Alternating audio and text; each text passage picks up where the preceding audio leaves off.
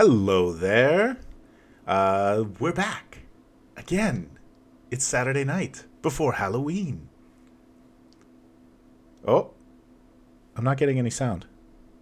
No, Okay, there we go. we're not back. Patrick, are you talking? Okay. I Hello? was looking What? I was looking at the screen and it looked like Jen and Patrick were talking, but I wasn't hearing any sound and I'm like, what's happening? No, I we're tricked good you at with my not illusion interrupting you. of lip syncing to a song that wasn't playing. That is what happened. No, absolutely. Hello, we are Skyhammer Press. Welcome to an Old Gods of Appalachia one-shot live stream. My name is Merrick Moyer. My pronouns are he, him, and I will be the game master for this evening.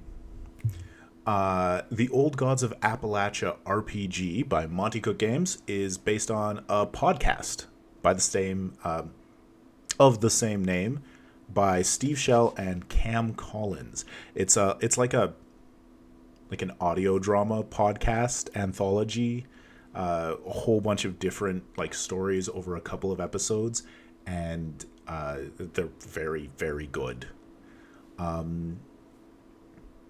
So check that out wherever you get your podcasts. Tonight we are playing an adventure out of the Old Gods of Appalachia core book called The Luthier's Folly. Oh, bump the mic as I try to show the cool book. Beautiful book. Scary. It's a scary book. This is the third and final one-shot in our Halloween-themed one-shots for 2023. We started off with Sentience 2D20, with Al Spader coming in and running the game for us again. He ran us Night of the Comet, which is out on YouTube right now.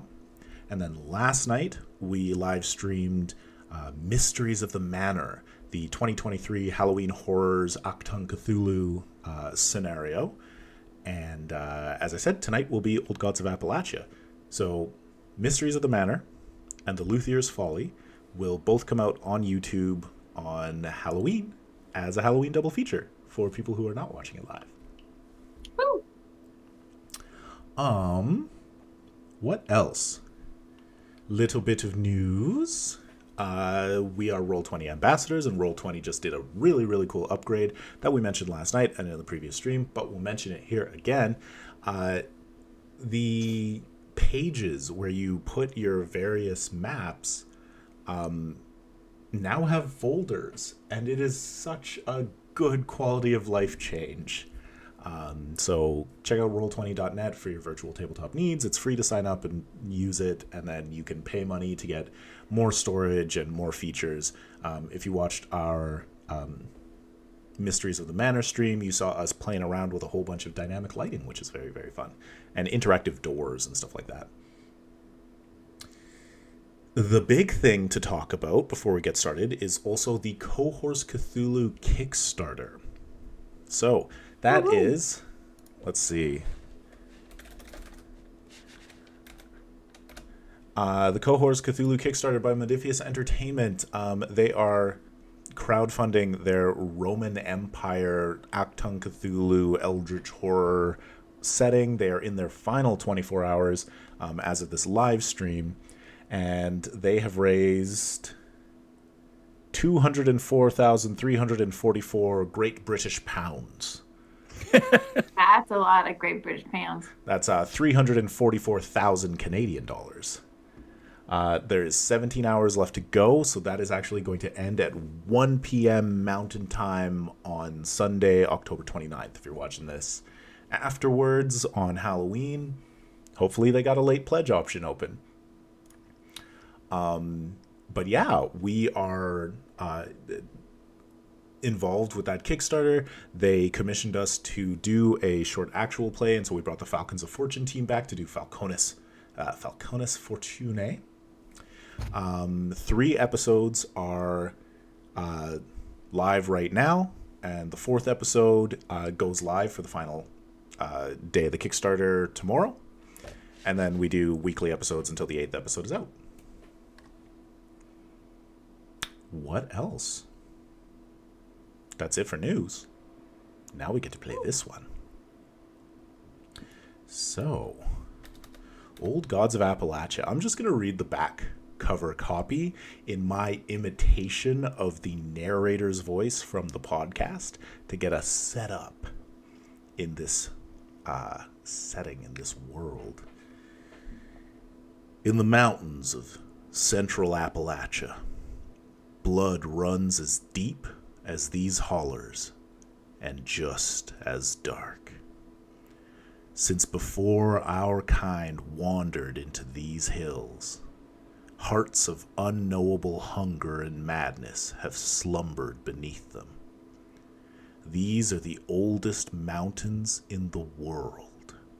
How dare we think we can break the skin of a god and dig out its heart without also calling blood and darkness? The small company town of Stonegah, Virginia, has been set up by the Crimson Coal and Coke Company. Like Coca-Cola? It's really funny because when I read the word coal, in my brain I spelled it out C-O-L-E like a person's name, and I was like, that's not what I'm trying to say. What is coal again? The Crimson Coal and Coke Company, Coke being a mineral. Tyler, you want to tell us about that, science person? What's Coke? Yeah, Coke's like the product from coal. Basically, like burning it up and processing it a little bit to make it better for chucking in stuff. All right. Trains. You sniff it? Different Coke. I mean, yeah, but it's You can sniff a lot of stuff. Should you sniff it is the real question. All right. The town has 1- and 2-story houses in rows, a commissary, a schoolhouse, a well-equipped hospital, the Stonegah Roman Catholic Church, and a rather large cemetery. All of it built courtesy of the Crimson Coal and Coke Company. Of particular note, yeah? The CCC? That's right. CCC. The CCCC. CC and CC. good thing we're not Spanish. CCCC. The CC and C Company. What was that, Katie? I was counting the seeds. Of particular note is the 2-story community center and theater. It's the sort of place that shows movie releases and hosts live performances and pie-eating contests. Tonight, there's a dance. So if you add community center to the C's, Which you would. Which you would, of course. It's the Crimson Coal and Coke Company Community Center of Stonegah, Virginia. Yeah, and it's all just CCCC. the whole front of the building is just C's. So like, there's a big line. It says, seize the day. Seize the day. I think my computer might be possessed by ghosts. It's that time of year. My folders just popped up in front of all my stuff, and I don't know why. Of particular note is the 2-story community center. I already said this. A good portion of the community has turned out for the event, dressed in their finest and ready to chat, chow down, and dance away their troubles. So I've got a lovely picture of everybody heading to the... Ooh. There we go. It doesn't look as spooky as I was expecting. No, not like a nighttime thing. it's a lovely town. Nothing bad's gonna happen. So please, as we swap the music over to something, a little bit more thematic, in tune. Where is it? A lot Is it more that one? fiddle. I don't quite have the fiddle. I'm using which one was I using? I'm using Syrinscape, of course. And I can't find... Was it the Grand Hotel? Yeah, it was the Grand Hotel I was using. That's what it was. Grand Hotel 1920. And we've got this one. Ooh, Oh. fun. Yeah. There's a little band going on. You know that there's going to be other people playing tonight. This is just some people having a nice time. And so, if you could go ahead and introduce your characters as you head to the community center. Yeah, I could start with my character will be on the stage playing music. What do you I play? guess probably the community band. So he's got harmonica on one of those like wire holders, and he's also playing the banjo at the same time. And his Does he name is also play Casey. spoons? Well, that's like a lot of hands. I'm sure there's some people around here that have that many, but he doesn't.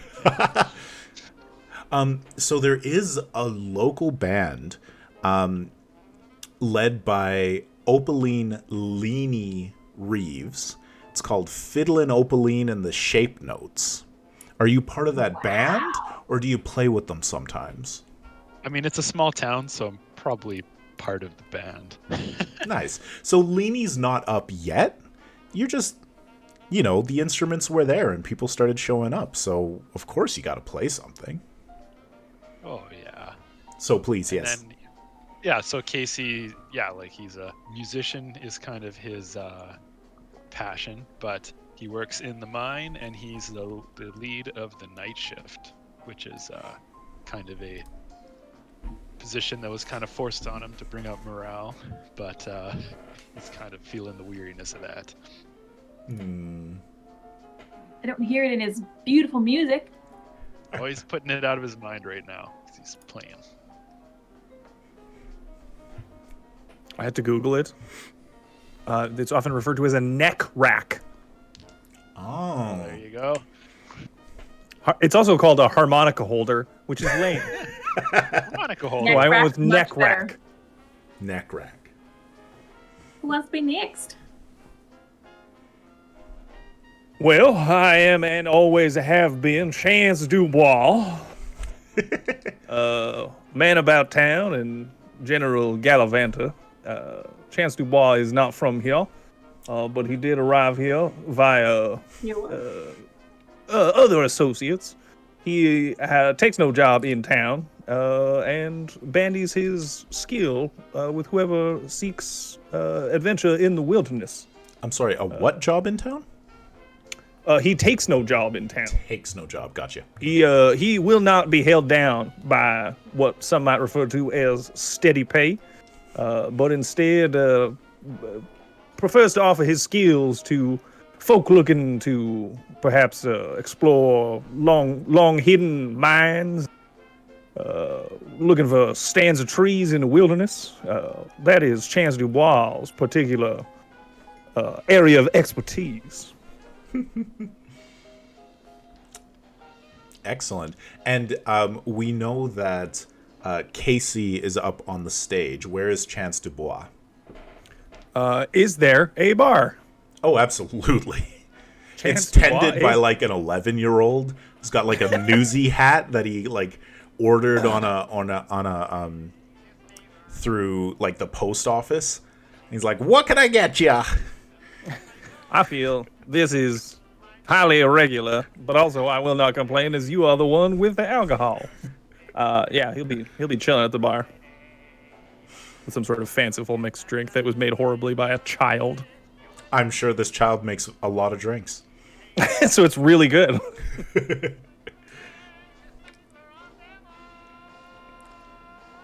Should I go next? Go for it. Okay.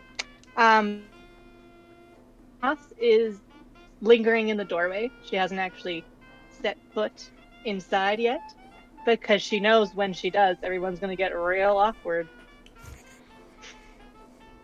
And you She said doesn't want to ruin everyone's. you cut out for me for a sec. Could you say her name again? Tilda Moss. Tilda Moss. Tilda's, yeah. So she's, anybody that looks in the doorway thinks that she might be a ghost. She's got a long white dress on. It's kind of like an off-white color. Looks like she made it herself because she did. She's got long white hair. and gray eyes and a very strong bone structure similar to Cher. Love it. And she's just kind of standing there, very stoic, looking around. She's not quite sure why she's here tonight. She doesn't usually go to these things, but she had a feeling she was supposed to be here, so she came. And you feel a gentle tap on your shoulder as Miss Odessa walks by. She is Odessa Winburn Malloy, known in town to everybody as Miss Odessa. She's the older granny and healer and caretaker, and she has probably, mentored you quite a little bit and is handing many things over to you. And she's sort of that one who's like, we give to the town, so you got to be part of the town, child. Is she in the band too?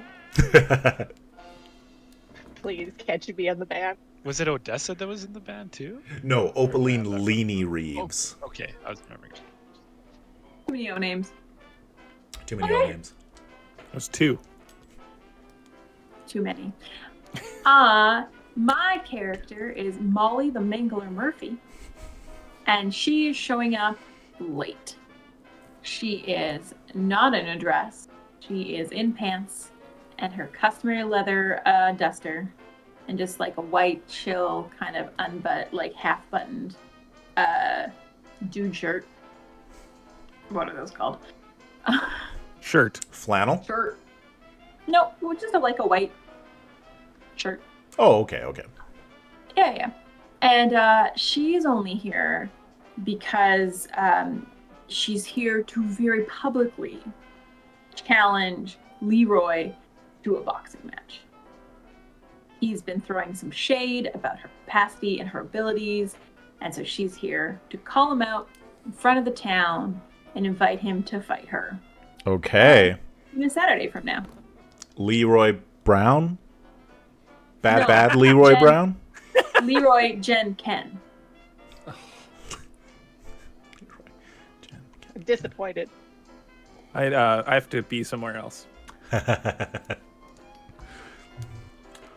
All right. And as everybody is, settling in, somebody says, "What ho, chaps? Let's go." Leroy! He ran in. And he ran in. All right. So arriving late at the bar, hanging out outside on the stage. And so I'll switch to another lovely little picture we got going on. You know what? I'm going to put these over... Where am I going to put these? I can't put them there because that'll cover cameras. Can't put them there. Got a lot of good things going on these hair screens. Oh, Cover my face, it's fine. could everybody type their names in the Discord chat so that everybody has a reference to them? And I'll show this lovely next little bit of art as we see the inside of the community hall. All the people dancing, having a nice time. Nothing horrible will happen. And let's have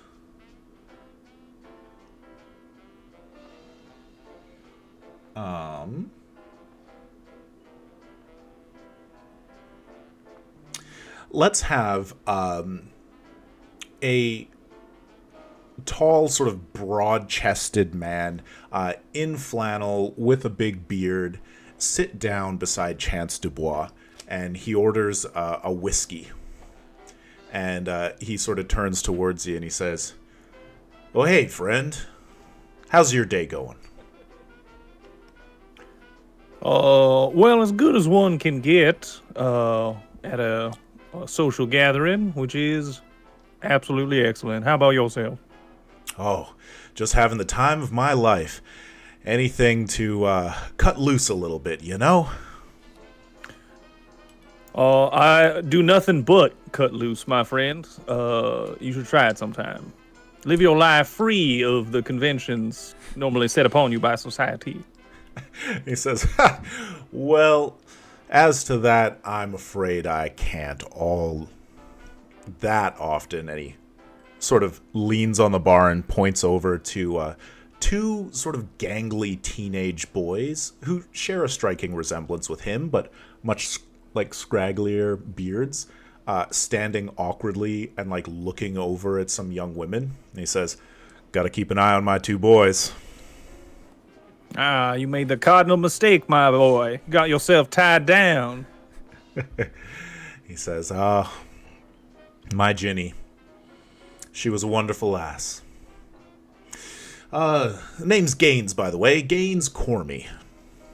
Chance to bois at your service, Mr. Gaines. And he shakes your hand, takes the whiskey, fires it back, and he says, "I'm hitting the dance floor." Well, enjoy yourself. And He's he inviting you to dance. slaps your back as he leaves. I keep an eye on him, out of suspicion.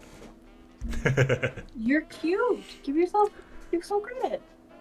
I don't trust him. There's something about the eyes. You don't trust the widower with two teenage boys who's super friendly. Nope. Chance Dubois is definitely in Old Gods of Appalachia. Is Gaines Cormy? Or is he just wholesome? I have seen too many things to be trusted of strangers. Of strangers. All right. And let's see. Next. It is worth noting, Chance is drinking, but slowly. Let's have another little. Let's introduce a little conflict. Let's have Effie Thomas, a tall woman with a long black braid. She steps up towards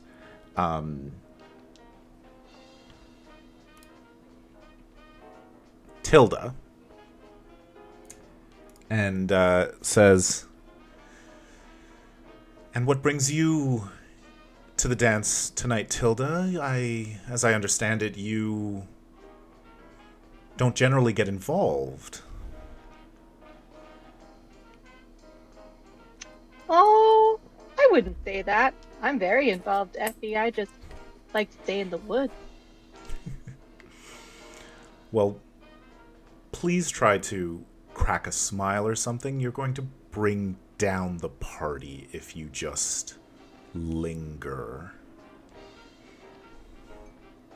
Oh, I wouldn't want to bring down the party. That would be terrible. Is Miss Odessa around? Yeah, she's inside chatting. She's probably got a drink in her hand and a couple of kids, like, trying to get her attention. I say, "Excuse me" to Effie, and I walk over to Miss Odessa. Mm-hmm. Miss Odessa, you want to show them how it's done? "Dear, of course." And she hands her drink off to whoever she was speaking with and puts an arm in yours. We're gonna do like some really freaky like Wednesday Addams dancing that like, doesn't go with the music. Incredible. No one here knows how to deal with that. They literally just start breakdancing. And Doing the worm. Effie, the mean girl of the town, apparently, sort of like crosses her arms and looks disapprovingly at you. Good. And then as we like dance by her, I go, "Who's bringing the party down now?"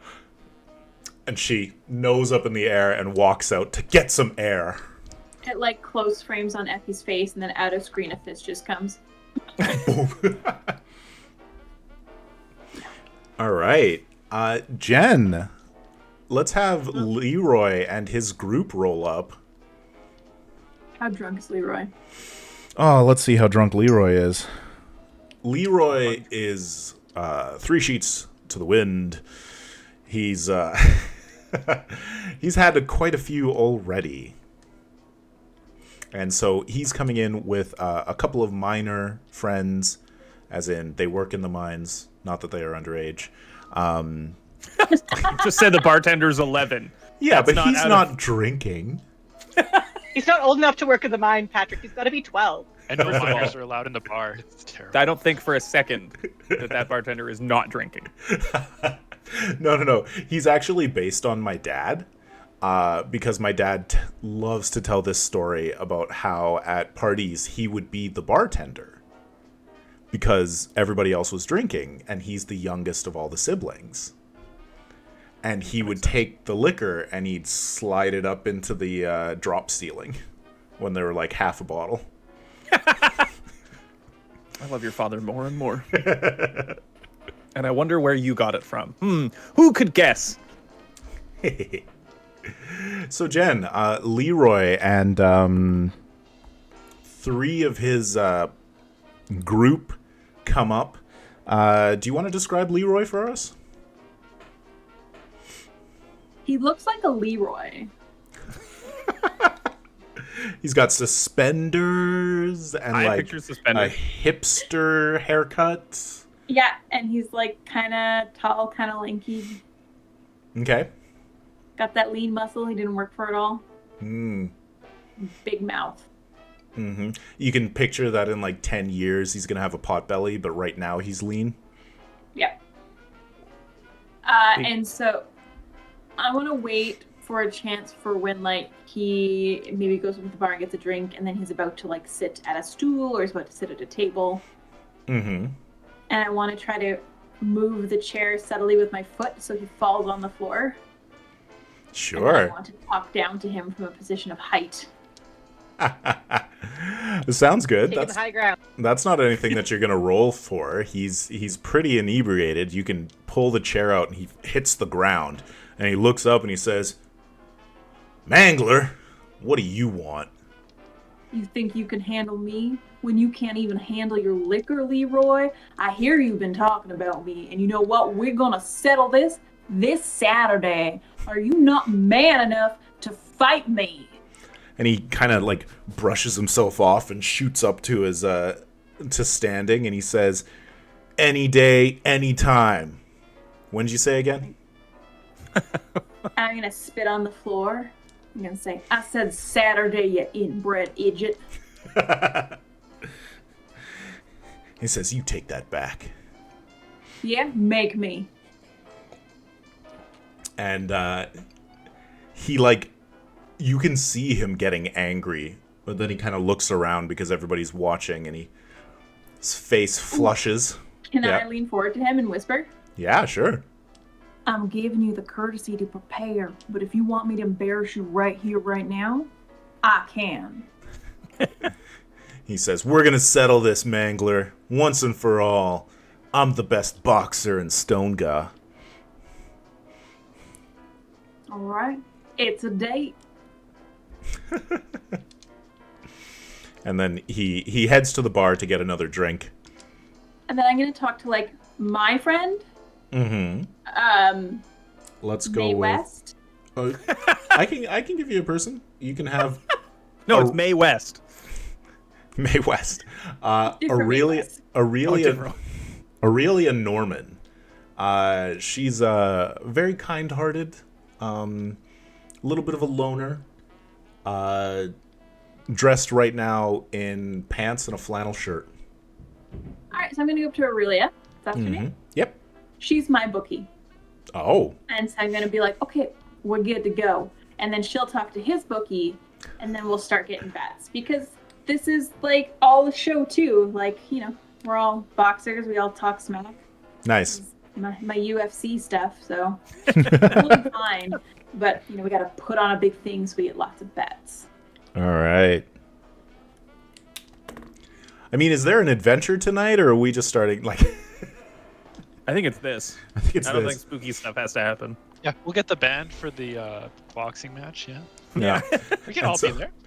And so right now, the door opens and Leanie walks in. She's a youngish woman. She's carrying her fiddle case, and everybody's like real excited to see her. She's an incredible musician, and she just. A lot of people have been looking forward to seeing the full band play, and that's not to take anything away from Casey, who has been getting lots of people out on the dance floor. Leanie just said that she's been talking up how she's been looking forward to this.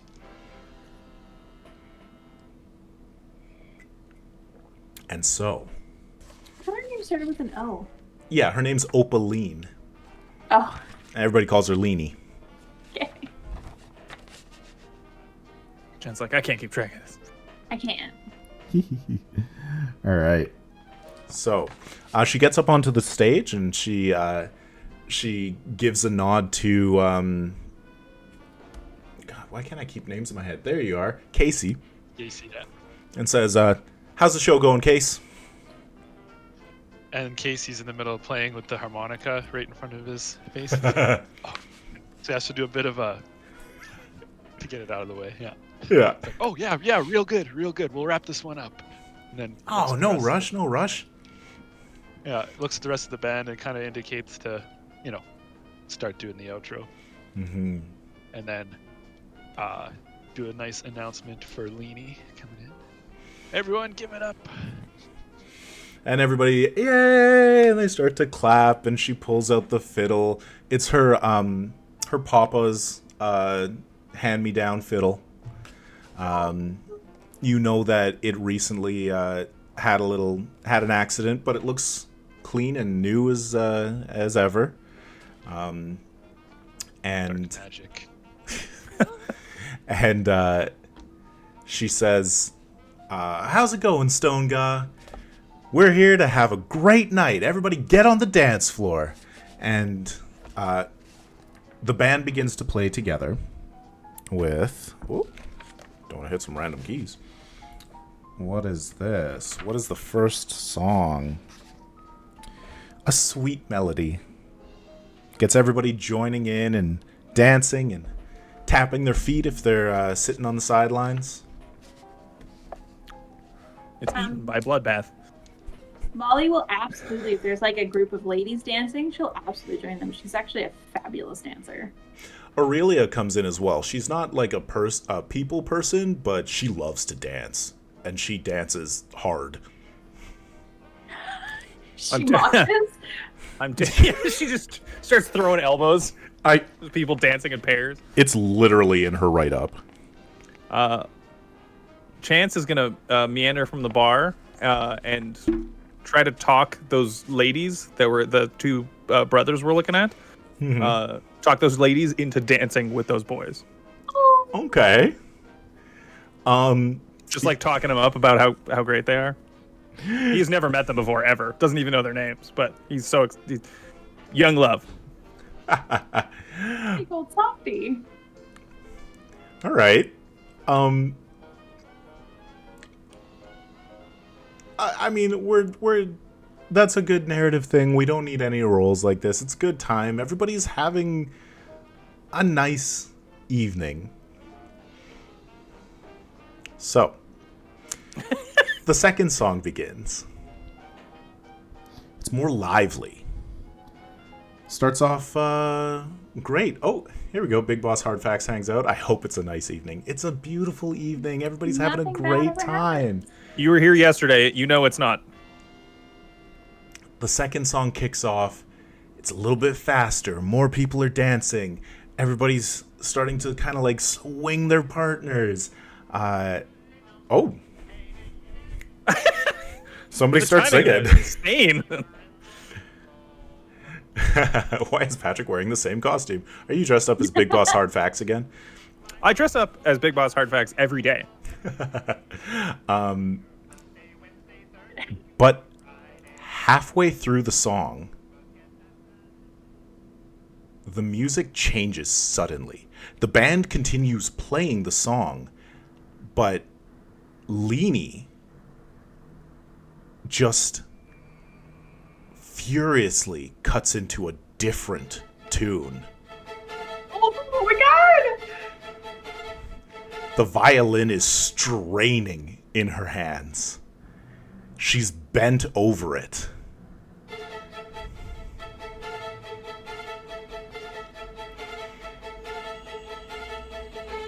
Tyler, what do you do?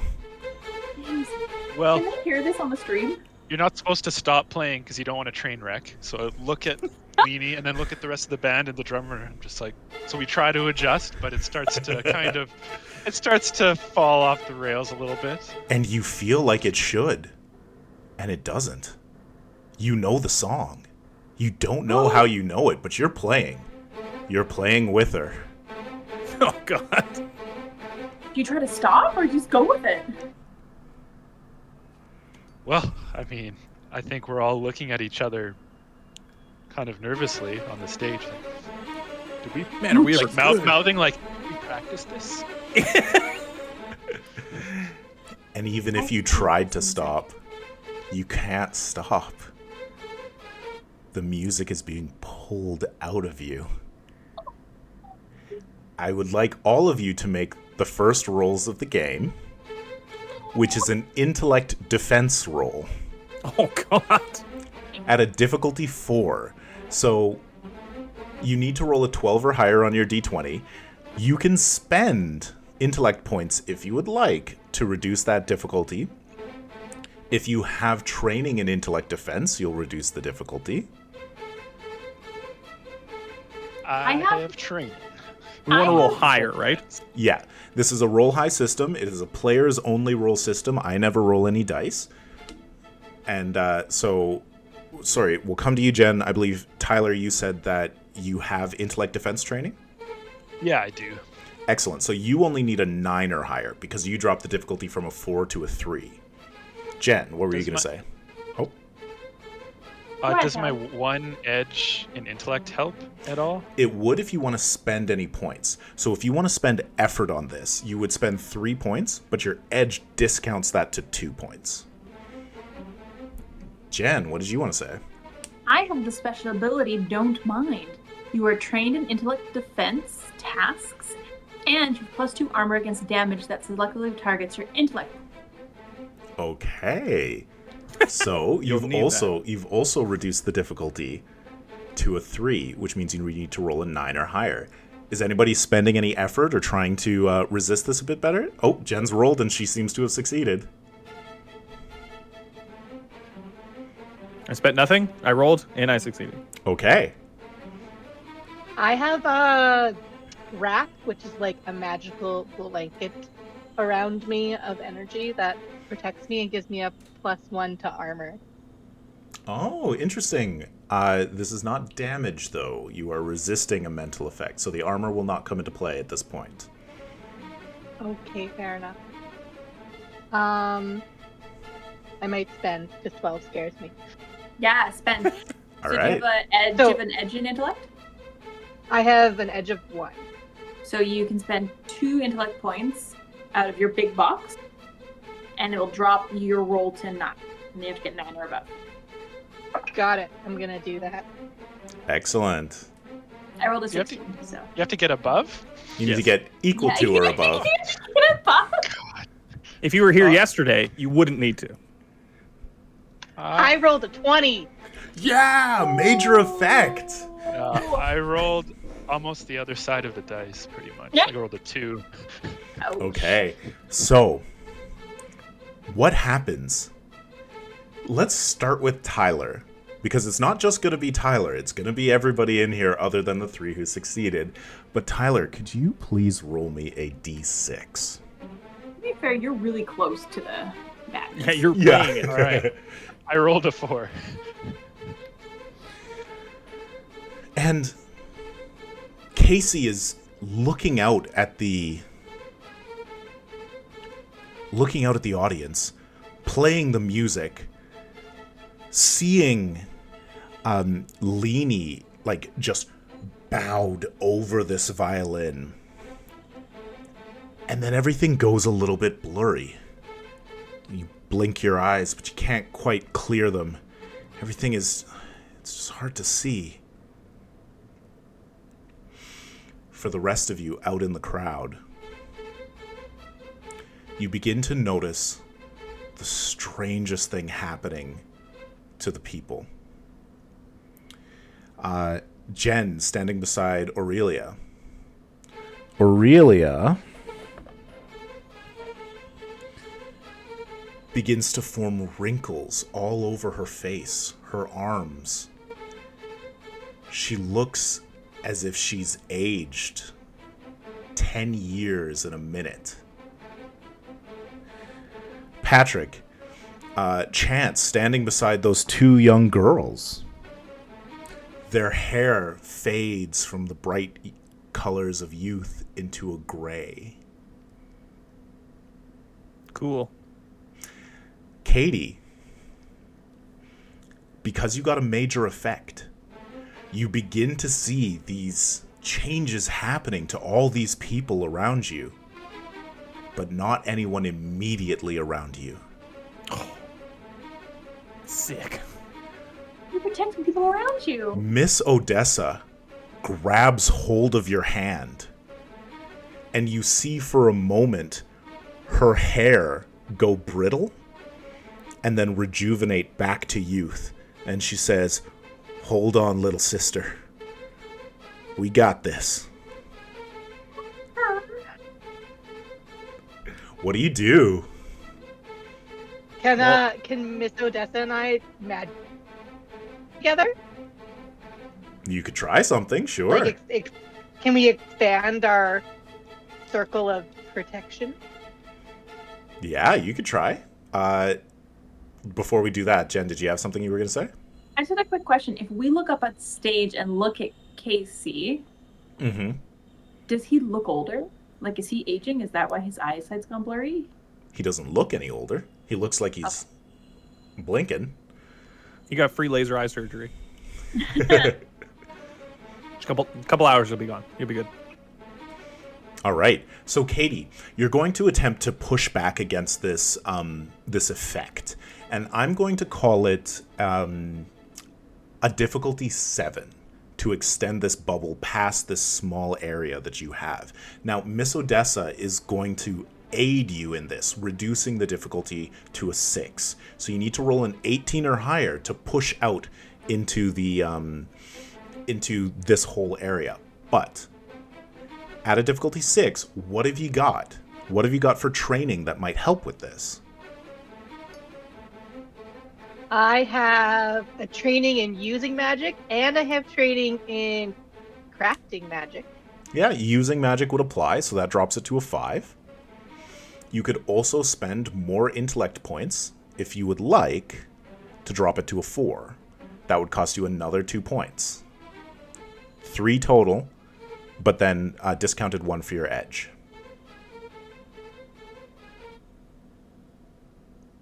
So many points, guys, and it's so early in the game.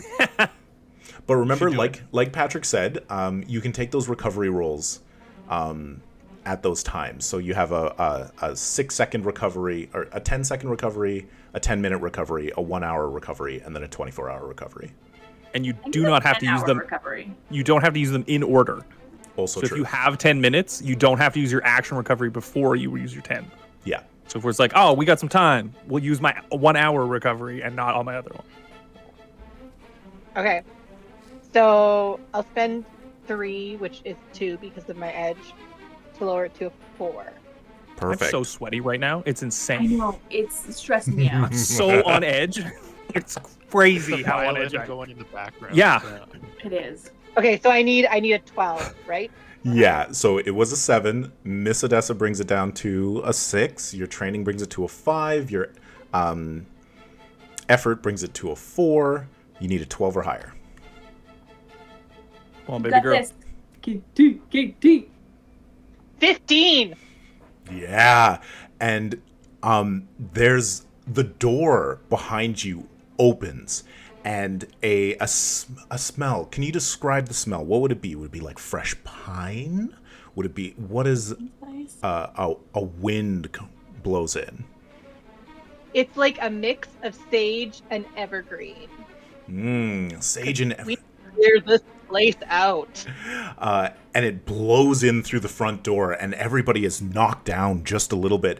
And on the stage, Leanie, who is just getting wrinkly, drier, her hair is going white as she's grasping this violin and playing, is knocked back and onto her butt. The violin goes flying from her hands, and the music stops. Oh, that was so good. Good job, Tilda. And suddenly, it's just chaos. Everybody is going, what is, oh, my head, my hip, what is that? And then the people just kind of like start to mutter amongst themselves, looking sort of suspiciously around.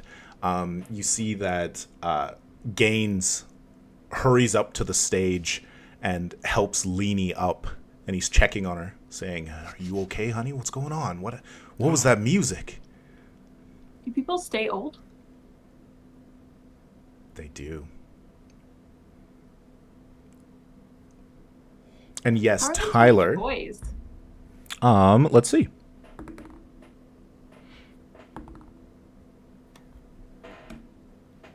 One teenage boy looks a little dazed. The other just looks kind of scared. But neither have any visible signs of aging. And not everybody does. Like, some hair has gone white, some people have like gone wrinkly, some people are moving a little bit more slowly, and although everybody is disturbed, they're not like in a panic. And I would say Dion Beatty, who is the foreman at the mine, will get up on the stage and say, "Well, folks, that was quite the song. Thank you. Thank you, Leanie, for that one. Everybody, a round of applause." There's kind of like an awkward clap, and he says, "Okay, yeah, somebody want to get her a drink of water? Yeah. Some of y'all look like you could take a little bit of a break. How about we have the band come back in about 10 minutes? It's a party. Yay!" And he gets off the stage. I don't know what's happening, but I want everyone to be happier than they are currently, is the statement he's putting out. Basically. And Is this saying, do I need to do a pizza party? Yeah. yeah, exactly. And Tyler, mechanically, You're dead.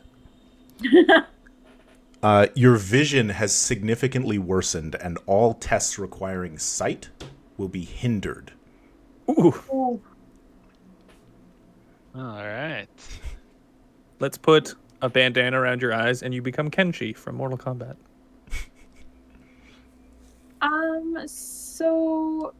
Probably I was gonna say I want to move up and check on the player, but probably Tilda wants to do that. You're more Healy, Check on the flute or on her fiddle. touching that effing fiddle. I'm not touching the fiddle. The devil. I'm going to go check the fiddle. Well, I think, because where is the fiddle right now? Is it sitting on the She ground? dropped it, didn't she? Yeah, it's on the stage. So, could Casey, like, how bad is his vision now? Like, could he look over and see it? Yeah. It's not that bad. It's like, if you're scouting ahead or you're looking for something, if you're actually making a roll, it's one step harder for you for the forever. Okay. Well, he's going to look at Leanie and then at the violin, and he's going to just use maybe like his banjo instead of actually kicking it with his foot, and just shove it over to the side of the stage And then check on Leanie. Yeah. And okay, so let's go to Patrick first. You see You see Casey move the violin off to the side of the stage where it's sort of away from everybody. Do you go and take a look at it? Yeah, it's one of those, like, he slides it across the stage and Chance is, like, on the ground. I'm assuming it's, like, shoulder high stage-ish. Mm-hmm. Like, yeah, and he just kind of, like, reaches up and goes, doink! Yep. Make me an intellect defense roll. Of course I do have to do that. Yoinky doinky. Difficulty 4. You're supposed to use a stick to move it. Yeah. No, I touch it with my hand. Yeah, you touched it with your hand. I'll tell you right now, I'm not a brash explorer for no reason.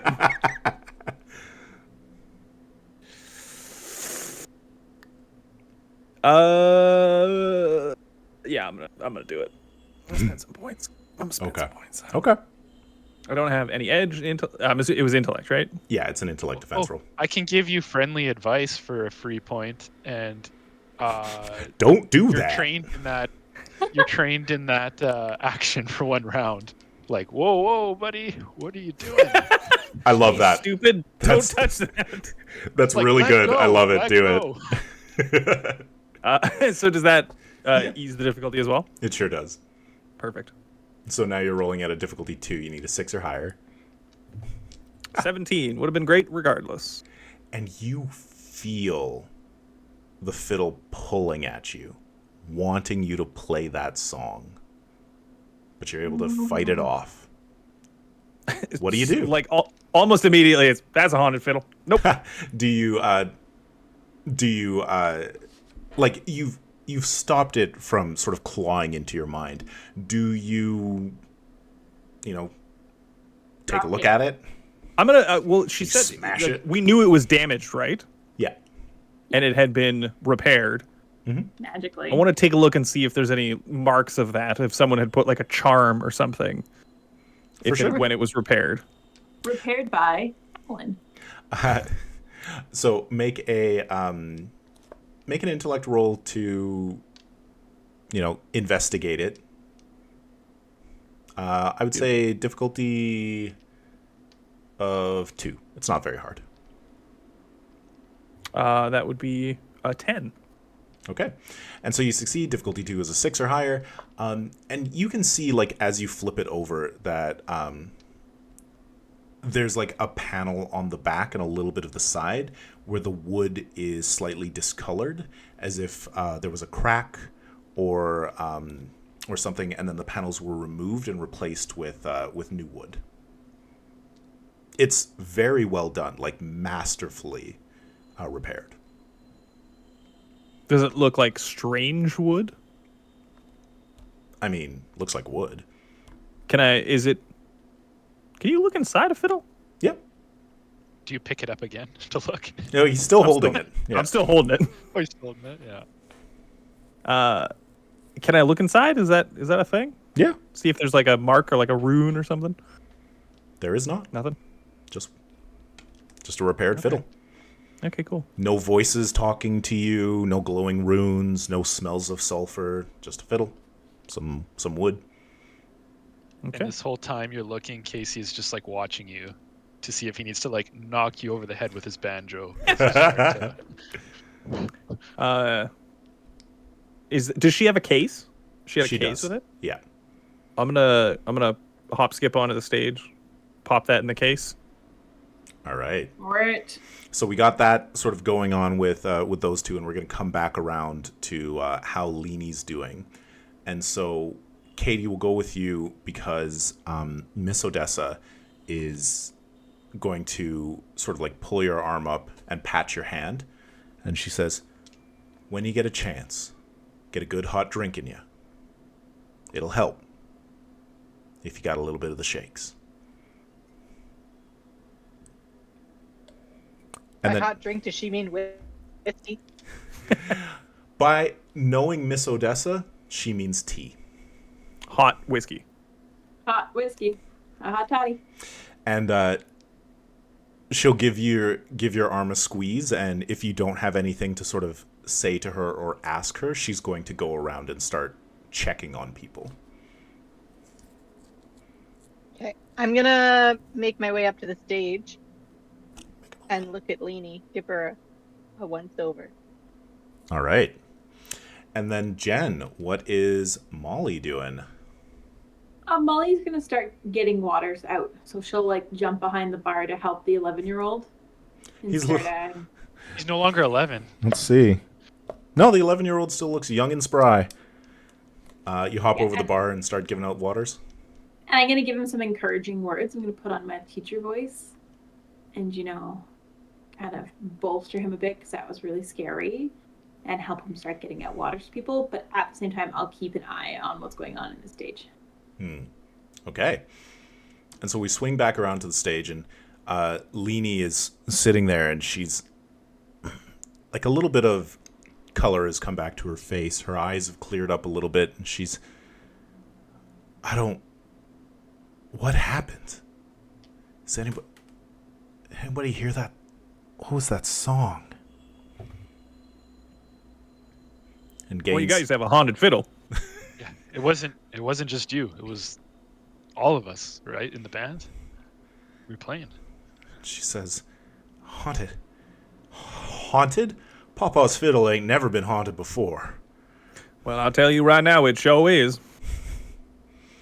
I have played that fiddle since I was 6 years old. Nothing like that has ever happened. You recently had some repairs done to it, I see.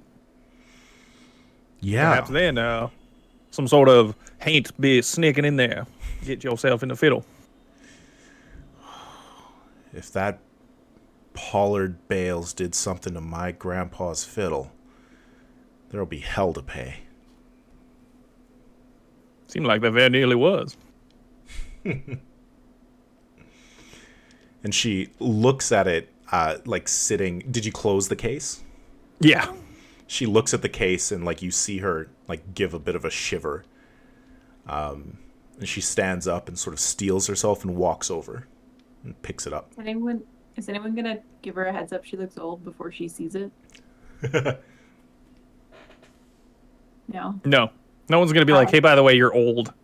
I would. I'd be like, you look a little older there. Just a heads up before you look in the mirror. I'm sure she's seeing people around her Yeah. that are looking older. But she looks the oldest. She got like supercharged old. Did she get supercharged old? She definitely... It looks like it hit her harder than other people. That she got multiple effects. But she's not like... If you were to see her... the next day, you might say, oh, you're looking pretty rough, like, how are you doing? Not like, oh my god, you've been struck down by an eldritch curse. Okay, so she doesn't look like 20 to 30 years older. She just looks haggard. Exactly. Same sister. Who did she say fixed her fiddle? Pollard Bales, which is not a name that you would recognize. Probably not a local. That was my question, was like, is he here? He's over sitting in the corner. Yeah. It's working perfectly. As we all look at him. That'd be like a terrible plan as a villain to be like in the vicinity of you. Yeah, he gets caught up. He's like, oh, I did not think that through. I just wanted to see it happen. This Bales fella. Whereabouts did you encounter this gentleman? Well, he came into Ma's grocery store, but as I understand it, he's staying at Gilman's, the boarding house. And you never seen this man before? I've never seen this man in my life, except that he said he was a luthier, that he could fix the fiddle. He seemed like a nice guy, and, well, he did. He did a great job. She looks at the fiddle case again, shakes her head. Too good, I'd say. We got a chat from Orange Asp. She takes good care of herself in spite of it. One might say she's fit as a fiddle. Well, let's cancel the stream there. Love it. Very good. So, Aside from like Leanie being shaken and looking haggard, she's like okay though. yeah, her mind's cleared. She looks a little averse to the fiddle. But she's Well- holding the case right now. Yeah, maybe we don't Hands take that off. out tonight. Well, Casey's gonna ask, hey, do you want me to take that for a bit from And you? she kind of holds it and she says, I can't give up Papa's fiddle. No, I'll take it to Miss Odessa or maybe maybe you, Tilda, maybe you can clear this up. Can you fix it? I don't want to. Can I fix it? Say Uh, you can and then take it anyways. You don't want to string her yeah. along, though, you know. String her along. Oh, Can I like if I like without opening it and like taking it out, can I get a vibe off of it to see like how bad it is? Sure. Do you have an inability in sensing magic, don't you? Was that the one that Actually, you I have the have- opposite of? I have a neutral in understanding magic now because it canceled itself out. Perfect. Yeah. I'm just gonna roll back to the pun, and Tyler, I liked it so much you get 1 XP.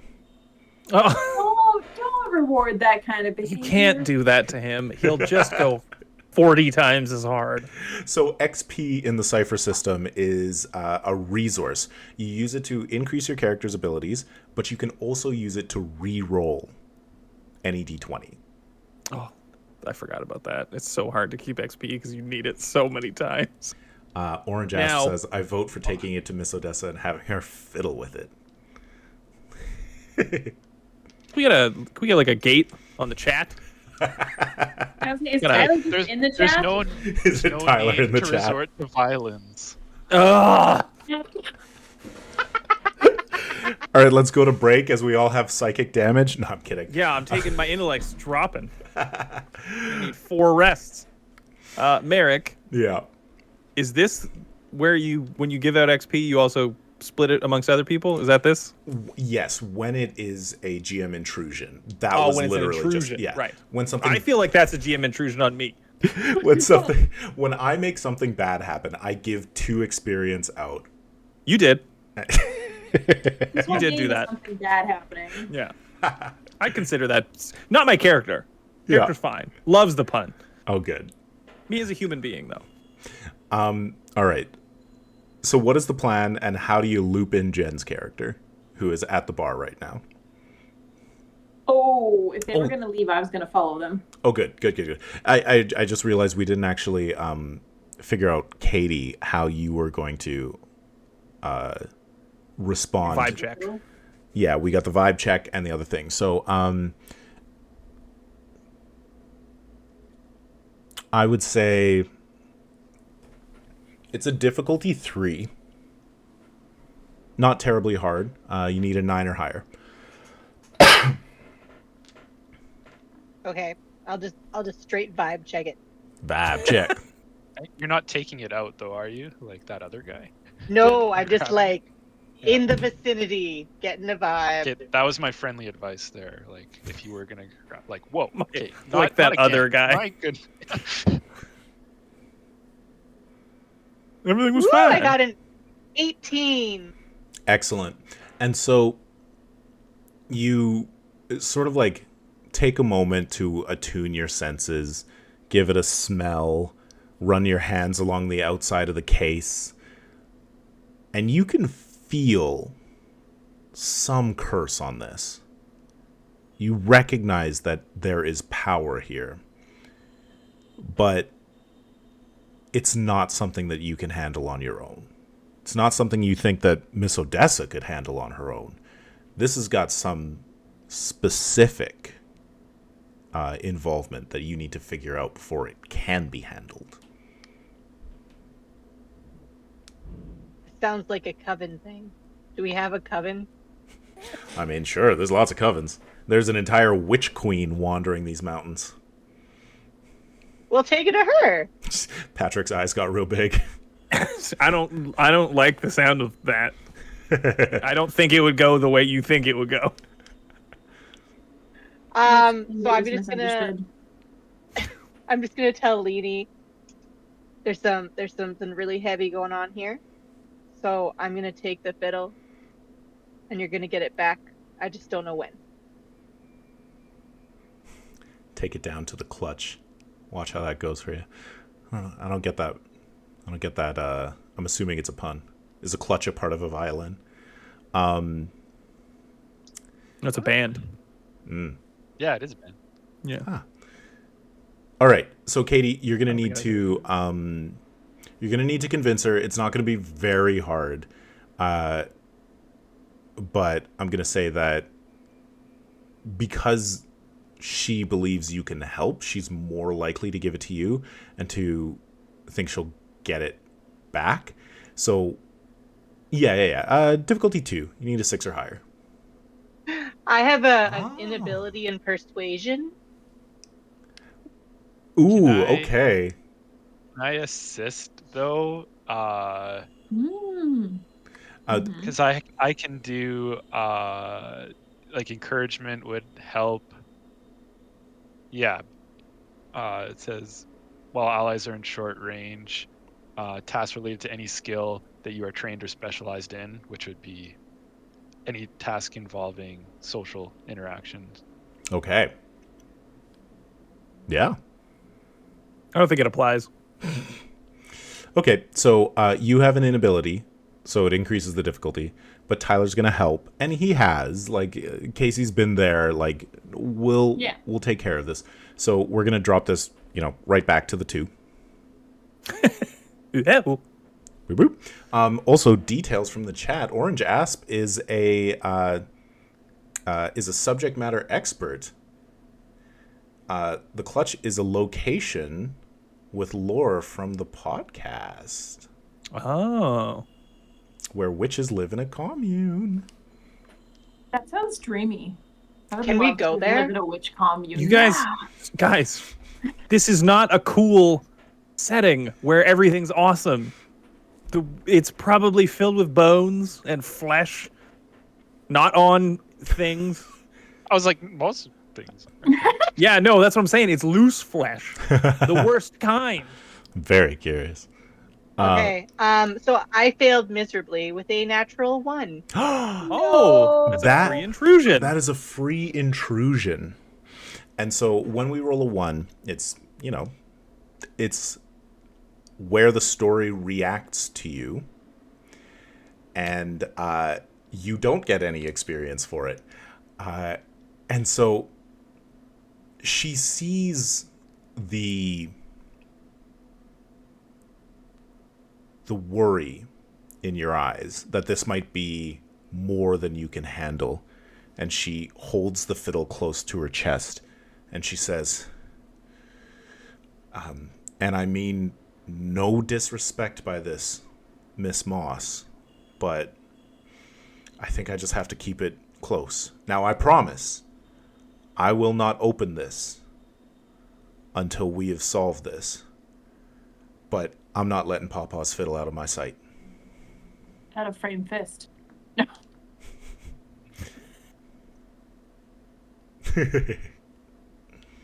And constantly interjecting.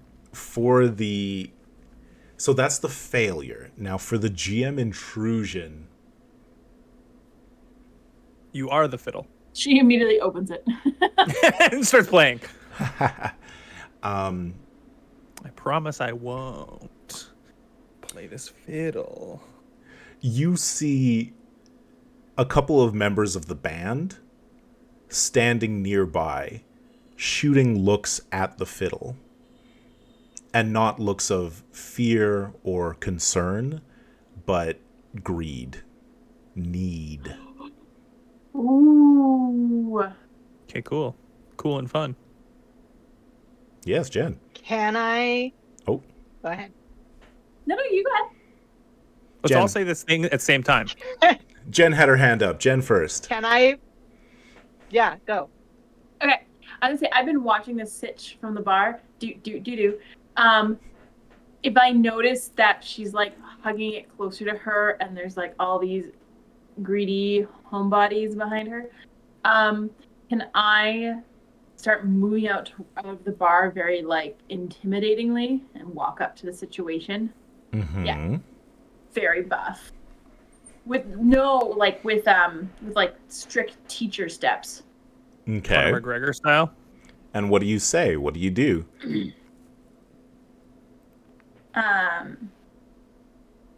For any y'all eyeing this, I suggest you back off right now. I'm gonna make you wish your father never kissed your mother. Get out.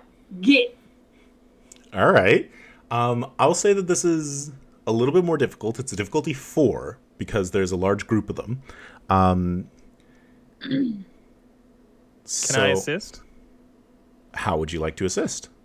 I am packing heat, and I just want to casually brush the I'm wearing like a longish coat, not like a full length coat, but like long, and just brush it back past the holster. Okay. Yeah, that'll help. So Jen, you're at a difficulty 3. What? Yeah, so you need a 9 or higher. 9. Would it be might or speed or intellect to intimidate? Might. I will do that. I have a 1 in my edge in my might pool. Okay. Sounds fantastic. Yeah. For your character, definitely coming up like I'm a bare knuckle boxer in the mine brawls. I'd say it's might. Sounds good. So you're going to reduce the difficulty? And I see you, O'Sullivan. You know I taught you better. Get. One of them is my old student. Yeah. How old is this character, by the way? She's in like her early 50s. Okay, cool. All right.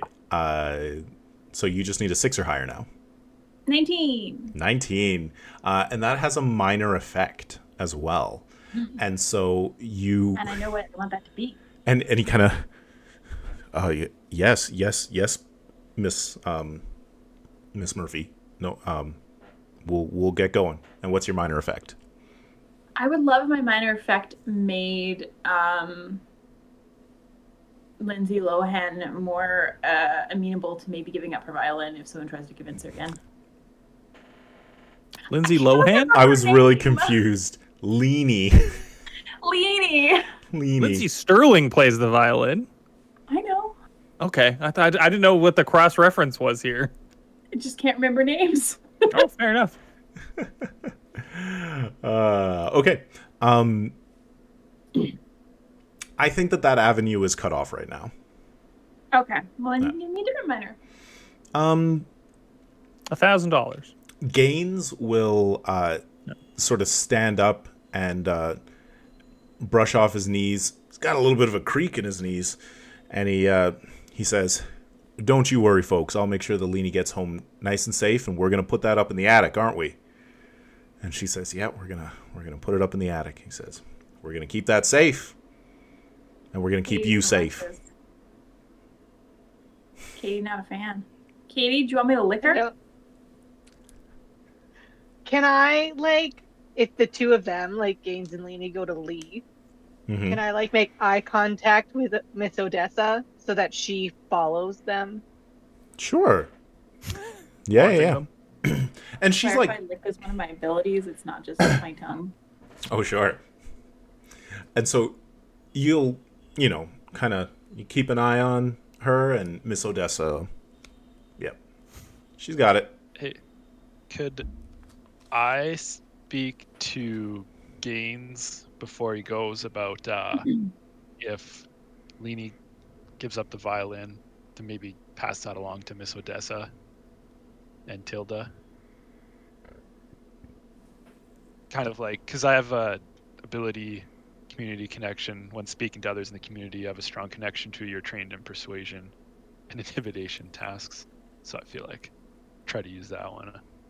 To convince her to give the violin to Miss Odessa? Convince Gaines, if he gets a hold of the violin, to pass it on instead of putting it in the attic. To steal it. Yeah, Ooh. Ruining their relationship. Nice. I mean, you can try, but Gaines is a really like honest pillar of the community kind of guy, and you know that asking this of him might make him think less of you. Daddy will be disappointed. So you can try, but I would put that at a difficulty 6, which you would reduce to a 5. So that's 15. Oh, knowing Yeah. how I rolled before, that's a tough one. You just know, I- like, he's not the kind of guy who, even if he thinks is in her best interests, that he would breach that trust. Okay. Could I convince him then to just make sure that it's kept out of reach and locked up? Just Yeah. stress that it's dangerous. Yeah. Yeah, and he'll nod and say, "We'll take care of it. You got it, Casey." Yeah. Orange Asp says, as someone who is new to the Cypher system and is hosting a one-shot in 3 days, awesome, Halloween one-shot. For you, yeah. I have no idea whether I would call stealing speed or intellect. I would usually call it speed. Cypher system's cool in that it can be very flexible in how they want to do it. Yeah, Are you exactly. distracting them with your Depends how they mind? steal it. Yeah, or are you waiting for an opportune moment? Sherlock Holmes style. Could be intellect. Are you wrenching it from their hands? Could be might. All right. And so, are you all going to head off together to take a look at this Pollard Baines guy? You mean Yep. pistol whip? See the Pollard. Then Who's this definitely Satan. this is a great time to take our 5-minute break. So everybody should stand up, get a drink of water, do the bio thing if you need to. We'll be back in 5 minutes. Good? Awesome. Yep. Arizona. Bye.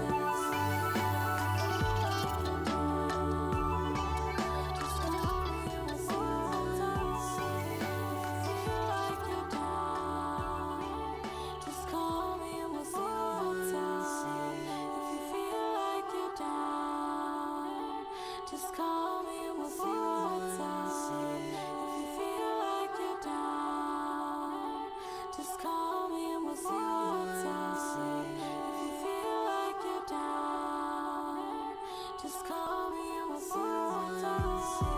If you feel like you're down, just call me and we'll see what's up. If you feel like you're down, just call me.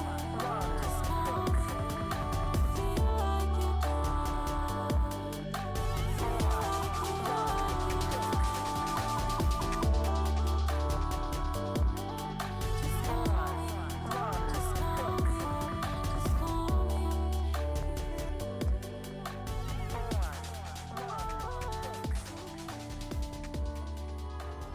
Until that day, till all are one.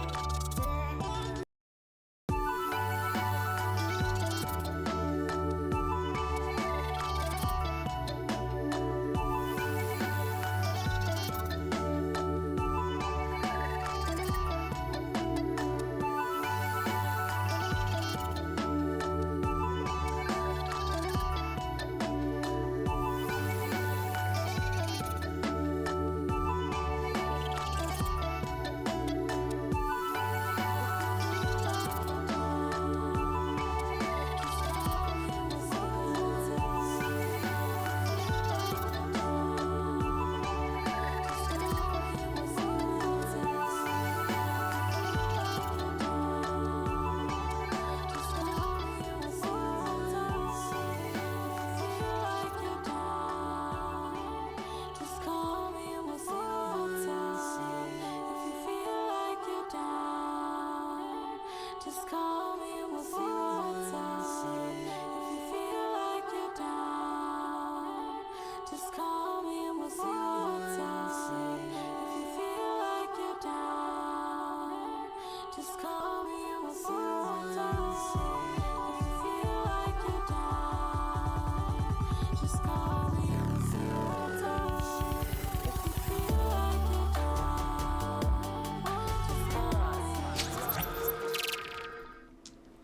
And we're back. Off break and here for Old Gods of Appalachia. Our various characters, they're not adventurers, they're not heroes. Our various folk have gone to a lovely dance, which was interrupted by a terrifying episode of Violin Violence.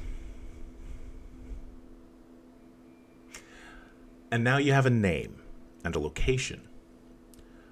Pollard Bales at Gilman's boarding house.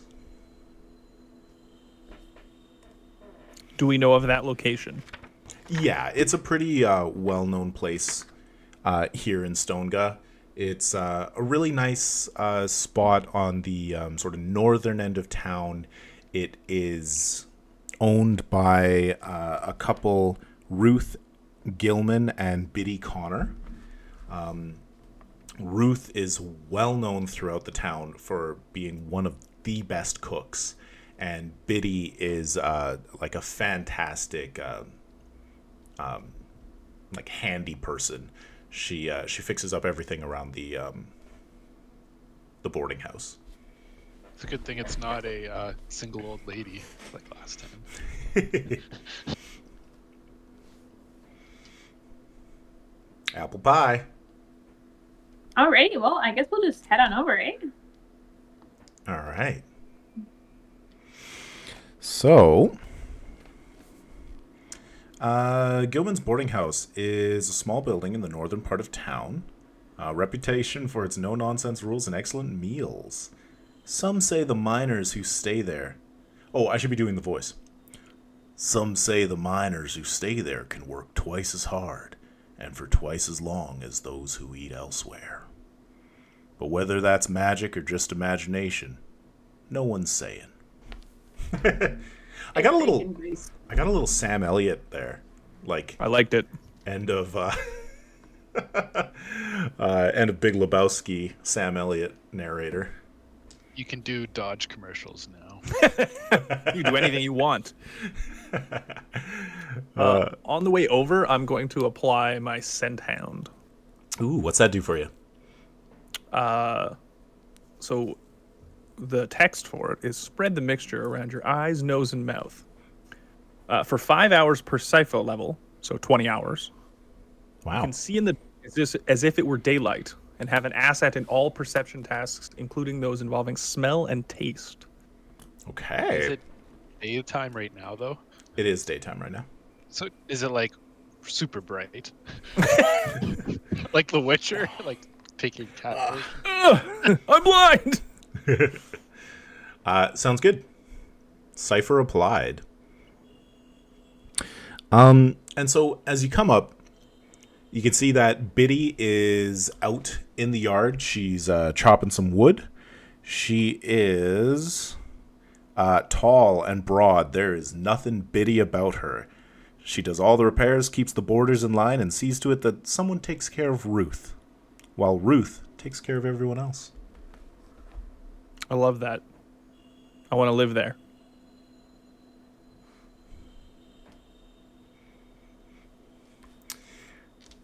All right. What do you say? I want to get a vibe. Oh. Vibe off of everybody.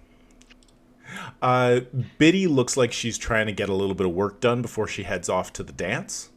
And so when she sees you approaching, she kind of like wipes the sweat off her brow, gives you a wave, and says, "What's going on? You're not headed over to the community center right now?" Do we trust Biddy? Do we know Biddy very well? Yes.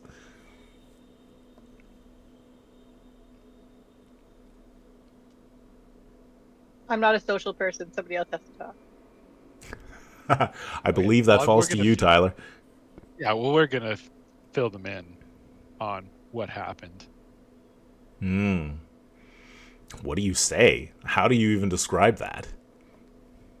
A haunted fiddle started playing and took everyone's life force away. Well, I say, well, you know how things are around these parts. There's something was up with Leenie's fiddle tonight. Or tonight. It's evening. Yeah, this evening. She says, I don't know. I think there's some dark magic, something around there. I don't know enough to really say, but just keep a lookout because something's up. And she crosses herself grabs the axe, puts it on her shoulder, and says, "I'm gonna go check on Ruth." I say, I think it's one of your guests, actually. That's why we're here. Well, who's that now? Pollard. Pollard Bales. Pollard Bales. Yeah. Casey looks back. Yeah. Okay. Yeah, Pollard yeah. Bales. All of us are like, And she Pass him says, like a note. she says, second floor, third on the left. He's been in there about 2 days.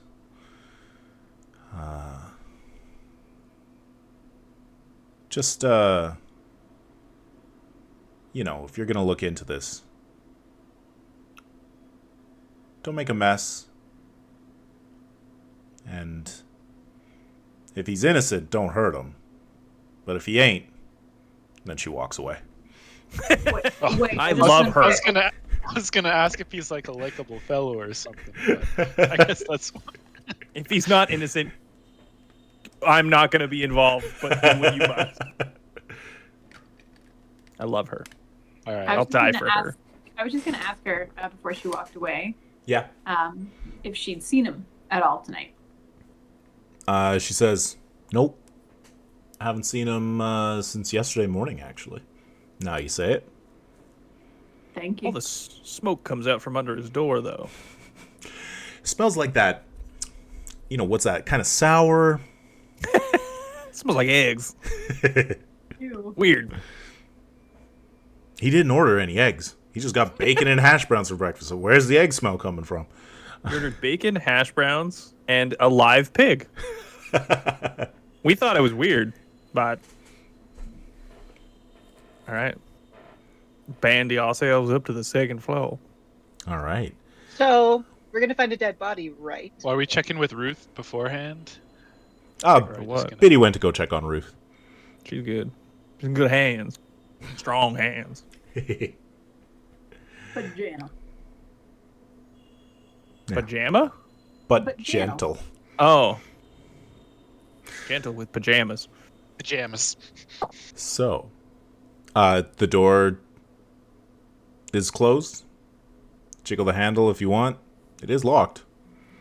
I think we're gonna knock and not just jiggle the handle. Okay. I Right? think we're Uh-huh. gonna check for hexes and baddie things before we try to open it. Okay, well, who's in the lead? Because that'll dictate what we do at the door. Well, you are, Did so not there think of goes that. Well, if Casey's in the lead, he's gonna. Tuk, tuk, tuk. I'm going to draw my piece. Tilda's like, No sound, no answer.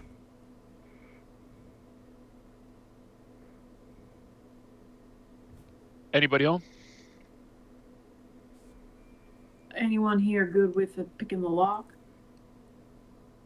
I think you are. Burglary?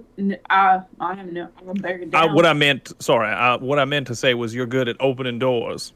Yeah, no, I'm good at opening. Yeah, the do door, that but one. They said not break anything. No, she said don't make a mess. Well, let's check the door handle first. Casey's Oh gonna yeah, see if try it's and locked. see if it's unlocked. That's probably good. It is locked. Oh, there we go. Well, we could ask Ruth. Activate the mangler. Let us in. I kicked in the door. Okay, go ahead and make a break door check, which is a difficulty 4. Need a 12 or higher. It is a might test. I'm gonna use a might. Now this is an episode of Supernatural. Yeah, absolutely. We're just playing Supernatural 100 years ago. So, this wouldn't be physical performing arts. No. You do a little pirouette before the kick. Do a cool flip. I was gonna say, do like a cool roundhouse. That's performance. No. Okay. But I will spend some might points. Mm-hmm. Why is it okay? It's just hating me. So you reduce the difficulty to a 3. To a 3. Yes. Ooh, a 17. Nice. So you Can I? Yep. Can I give? Oh, never mind. Doesn't matter now because you already rolled. I was gonna say friendly advice, like make sure you kick by the hinge. Lots of people make that mistake. I do not need you to mansplain to me Kick how to by the open a hinge? door. But it's not mansplaining because he's friendly advice in everybody. You want to kick by the hinge? He's an equal opportunity mansplainer. No, sorry, not. Don't kick by the hinge. Yeah, you want to kick the- by the lock. Yeah. Kicking by the hinge is one of the worst places to No. kick. Unfriendly advice. Why do you kick by the door over there? All right, I'm gonna do my Who's first. in there? I'm gonna do my first GM intrusion and give 2 experience to Jen. Jen, you can hand 1 to somebody else. Katie, Katie gets an experience. You each get 1 You're gonna experience. need Okay. you're gonna need it. So you can use experience. You can bank it to, level up your character later. You can use it to re-roll a die that you've just rolled. You can also use it to introduce something new to the story as a player intrusion. And so Molly kicks in the door, and immediately a smell just blasts out into your face. Oh, It could be a good Dead smell. body. It could be a good smell. you guys are talking about egg It- smell. it's- not gonna be a good smell. It smells of fresh cut wood and rotting fruit. Oh. There's a roller coaster there. Oh, Yeah. and Orange Asp helpfully also says you can use it to buy off a GM intrusion. Also correct. If I am offering an intrusion, you can spend 1 experience to say, no thanks, not today. That's like You the will. Trailer Park Boys, ma'am. I'm gonna pay you $100. It's a nope card. It's a no. But it's so much fun to get the intrusions, and then you get an experience. And then you get experience. Unless you roll. Oh, wait, can you spend it to roll off a 1? That's our house rule. And so when we're streaming, I don't do that one. Like, you can re-roll any die. Perfect.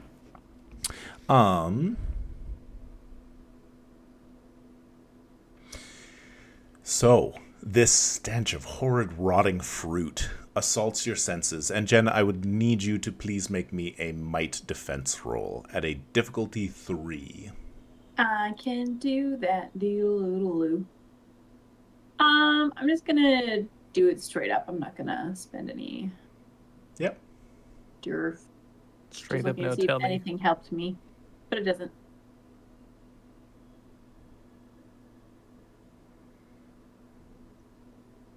Ooh, a 4. A 4.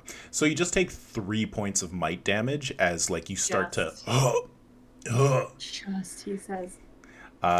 Orange Asp. So it's like Call of Cthulhu where you can't push a fumble. Yeah, that's what we do. Just to keep, like, intrusions more interesting. If you roll a 1, you rolled a 1, and that happens. But that's not the core rule. The core rule is you can spend experience to reroll anything you like. So, inside the room, you see the curled up form of a middle-aged man drenched in sweat. He's lying on the ground, moaning under his breath, like in pain. And he shivers. He turns bloodshot eyes towards you, and he says, stay away. And he tries to kind of weakly move away towards the bed, away from you. I look at Tilda. Why? The answer to all of our problems here. The You're rest the of us medicine move away. woman. You're Dr. Quinn. I mean, I have a hot boyfriend in my cabin in the woods. If you wanna. Someone It's gonna be watched hard a lot of Dr. Quinn, Medicine Woman. That someone was me. Oh, that makes sense, actually. She's very pretty. Before, like, I step into the room, can we do a check for the bad stuff? Like, if we step in, are we gonna get hexed? Gonna feel the vibe. I need a vibe check. Do a vibe check. Go ahead. Difficulty 2.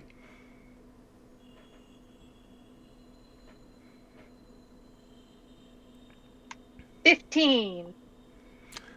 There does not appear to be any malicious magic floating in the air here. This is something that is affecting him. Okay, I walk in and I do a Pollard Bales check. All right. This is more of a medicine, but still an intellect. And you can go ahead. I suppose I should say the difficulty. Let's say it's a difficulty 3 at this point. Yeah. Right. And it is part medicine, part vibe check, an intellect test. Are you trained in that? I'm trained in herbalism. Are we I don't vibing? know if that would 'Cause really count. Because I could do my encouragement, friendly advice kind of abilities Mm-hmm. to I'm help. gonna cut out your How do you tongue. help? Doctor, So I'm thinking that I just give a bit of like a pep talk, I guess, to Tilda, and say like, "Hey, I know this is out of your realm, but we're here to help you." And then I'll just try to be like an extra hand with things like Yeah, getting like a pillow or things rolling like him that. over gently, putting a pillow under his head. He kind of Instead like of just tries like to awkwardly standing back and being like, That's me. That's being- also what I'm doing. awkwardly- Yeah. Is your gun still out? Oh yeah, Patrick? 100%. Yeah. All Just right. in case he so gets antsy. So Katie, you need a 6 or higher. everybody wants 6 or higher. Okay. Everybody wants to put their name on the group project, but nobody wants to do the work. Yeah. Correct. This is 100% the Tilda Moss show. We're helping. You got a bunch of colorful guest stars for this episode. Casey Sherman comes in and presents the group project, so it's like he's done all the work, but no. 2/3 of your guest stars will die. Excuse you?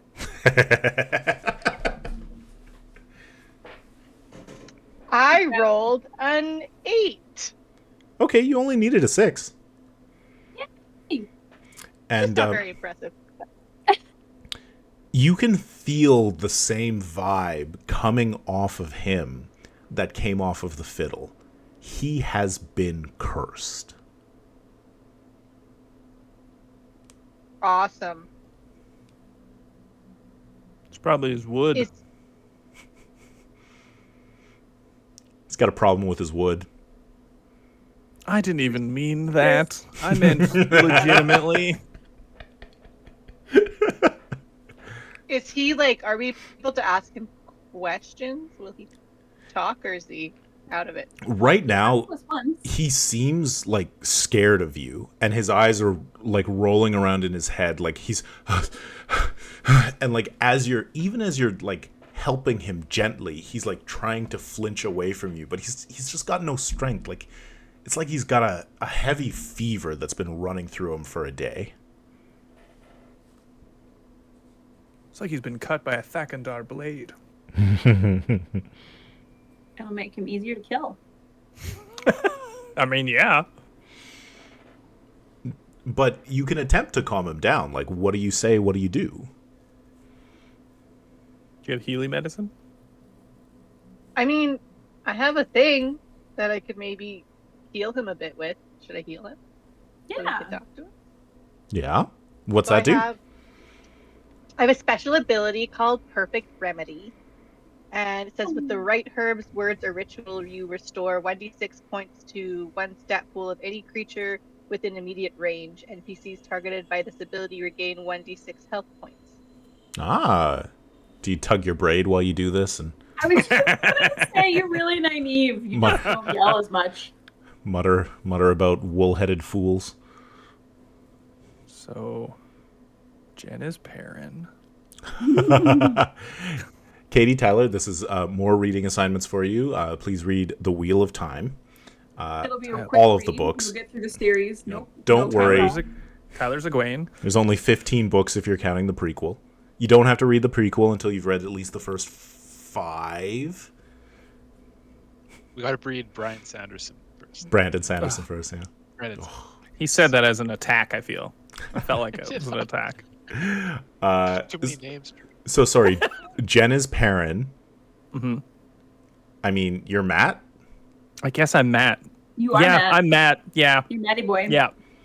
I Who's- mean, I'll take it. Who's the chatty? I mean, Matt's also the chattiest, sort of. I mean, like, maybe Gawain? Yeah, but Egwene's the Tyler- leader. Tyler's Bale Doman. You could Oh, be let's a- stop talking about a thing that two Yeah. people don't know about. Sorry. Sorry. Absolutely. Seen first season. of the show. Let's play Wheel Oh, of Time. well, okay. You've Let's watched the go. first season of the Oh, show. well, okay. You've Yeah, watched Okay. You've watched the I first season of the don't show. remember it. Yeah. But do I remember all the characters' names? No. Yeah, No. of course. I No. don't. No. Certainly Wheel of not. Time No. again. I know Matt's the one that got recast, right? That's what I know. correct. Yeah. So you are doing this ability. How many intellect points does it cost? 1. And you got an edge. That's With incredible. 0. And I. Woo! Okay, that's yeah, cool. yeah. And so as you do that, you still need to make an intellect test at a difficulty 3. It would have been a 4, but because you've healed him, the difficulty is eased by 1.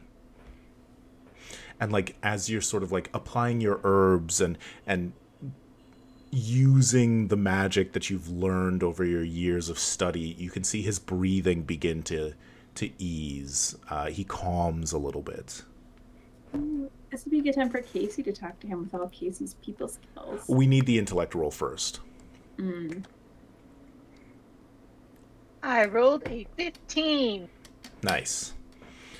And he says, You're not hallucinations, you're real.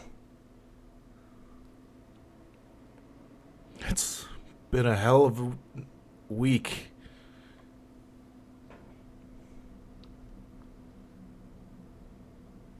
Say more.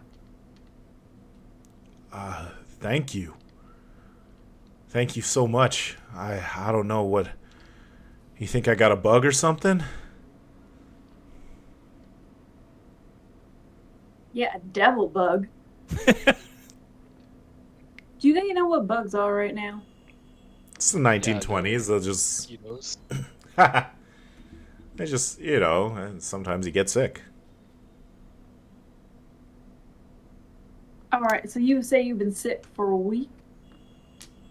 Yeah? What were you doing a week ago? Well, I just got into town. I wanted to offer my services around. Did you source any new woods or anything? And he immediately kind of snaps his jaws shut and he says, What do you mean? Well, it seems like your fill that you fixed is cursed, and you used a wood for it. Where'd you get that wood?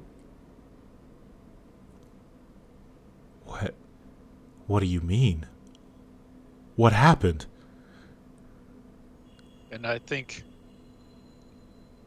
maybe Casey should explain everything that happened, but in a kind of a drip-fed kind of manner. It's Sure. just Friendly way? basically being I'm not trying to confront the guy, trying to keep as positive a spin as I can, because I am trained in all tasks involving positive or pleasant social interactions, That's not good. interrogations.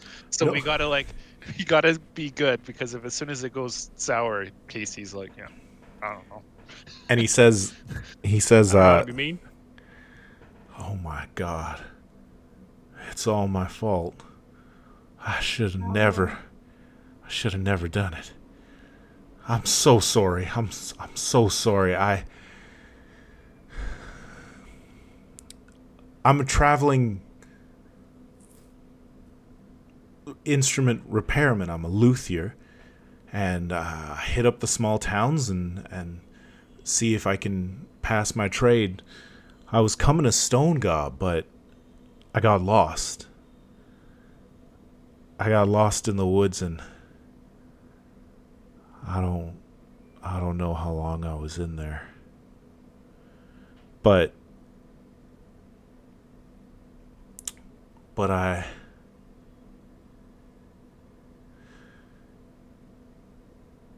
thought it was just the exhaustion or maybe not having much to eat. But there was something in those woods. And it spoke to me. And it offered me a way out. It said if I took some of its wood, worked it into my craft, then others could hear its voice. And, well, the next thing I knew, I was walking out of the woods. Came right up to the town. And... oh no, I should never made that deal. Then I'd probably still be in that forest wandering around. And as soon as he starts talking about the wood, I think we're all going to be looking around the room to see if it's here, right? Or just, I'm going to ask him, is it with your, like, do you still have, like, you didn't use it all in the violin? Do you still have? He did use it all. Did he use it all? I believe he used it all. Let's see. The tree. He's made of wood. We didn't notice the whole time. You set him on fire. Wicker Man. Dance for me, puppet boy. Not the bees. Not the bees. Not the bees. Ah!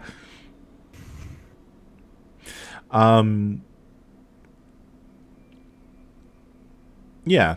Take some of her wood and use it in some instruments to help spread her voice around. So, you know what? Yeah, he's got a little bit. He'll say it's under the bed.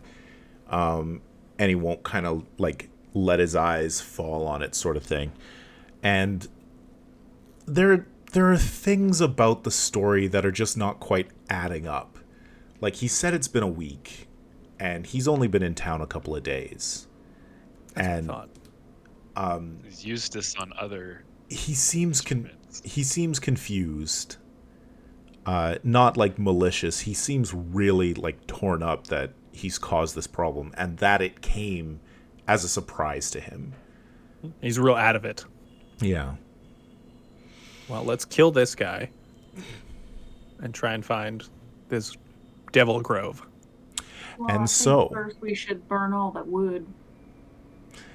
He says, I came up on the town out of the south, and all of the locals, the three of you, know exactly where he came out of. So south of the town is a little thing called Jimmy's Hell. Oh, No! I wonder where. It is... so most of Stonega is surrounded by normal woods. Thick as the devil, of course, but not half as dangerous. Do the voice. Oh, do the voice. Most of Stonega's surrounded by normal woods. Thick as the devil, of course, but not half as dangerous.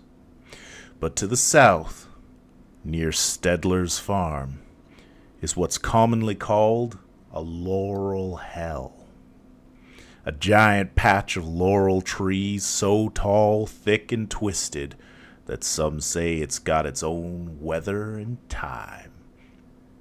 A man and a dog might walk in there on a bright sunny morning and not walk out until 6 days later in the deepest snow they've ever seen, thinking only a day has passed. Still, they do well to consider themselves lucky, for some never come out at all. This particular one's called Jimmy's Hell, for old Jimmy Beckler, who once claimed the laurel thicket, stole his favorite hog, and he went in after her. The hog came home a few days later, but Jimmy never did. Jimmy, no! Jimmy, no! Jimmy! It's just a hog, Jimmy! Let it go! Yeah. Well, we'll call up Leroy, send him in. Get over here, Leroy. Jen can. Someone get on the whelps. Yep. Did Pollard, does he remember repairing any other instruments No. whilst he's been here? He says that the only Okay, one just that checking. he's worked on was for that nice young woman Leanie at the grocery store. Right. Well, Casey's going home. Yeah. Yeah. All right, well, it's that's, just that's the end of that. burned the don't do wood, put the violin back up in the attic. We're good. Problem solved. For us. So when do we go to the woods? Now? Yeah, I don't like things. This is our town. We're not having none of this shenanigans. And Let me go home. I'm gonna get my hammer, get my gun, go check it out. Do we raise a posse kind of thing? Because could. good luck getting anybody to go into the hell. Yeah. Hey, you know that place we call hell? Do you want to go in there based on nothing? And like, you don't know what the effects of this music are long term, but Tilda 100% knows that she has eased what's going on with Pollard. You have not cured him. Ooh. That's fine. I think that's probably out of my purview, depending how bad the curse Yeah. is. To do solo anyway. Yeah, immediately, like, there's no cure in this room.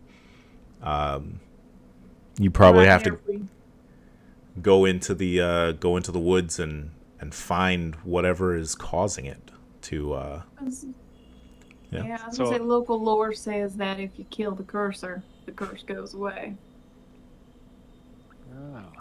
Well, I can spend my 1 XP to bring in a friendly NPC to help us out. Mm-hmm. So if there's somebody we think that would be helpful to have along here, or we can have a Leroy to send first, kind of thing. A red shirt? Red shirt. You're gonna Like recruit if us we a need red a red shirt? shirt. Like, yeah, I'm thinking In either there. we go for like useful or red shirt. In their red flannel. Uh,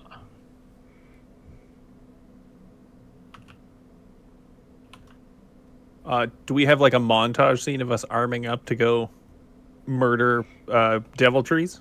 Yeah, absolutely. So go ahead and take your 1 hour rest. If anybody's down Thank goodness, I pools, need that.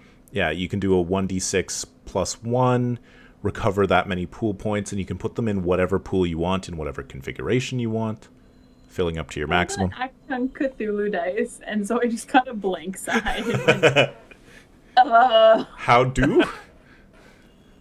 How do? Hmm. It's either a 3 or a 4, so you just pick one of those. Is that how that works? Yep. Sweet. Blank is 3 or 4. I I'm going to use one of my inexpensive items to gain just a leather coat. I have a coat where I'm staying. Put on some armor. I also have a leather coat. Hmm. Winning. Epic winning. Yeah, I'll I have grab only my one. sledgehammer, my rifle, my leather jacket, and my healing cob, which is a corn cob doll, which is weird, but shh. I assume you have to eat the head to gain the magic. Maybe.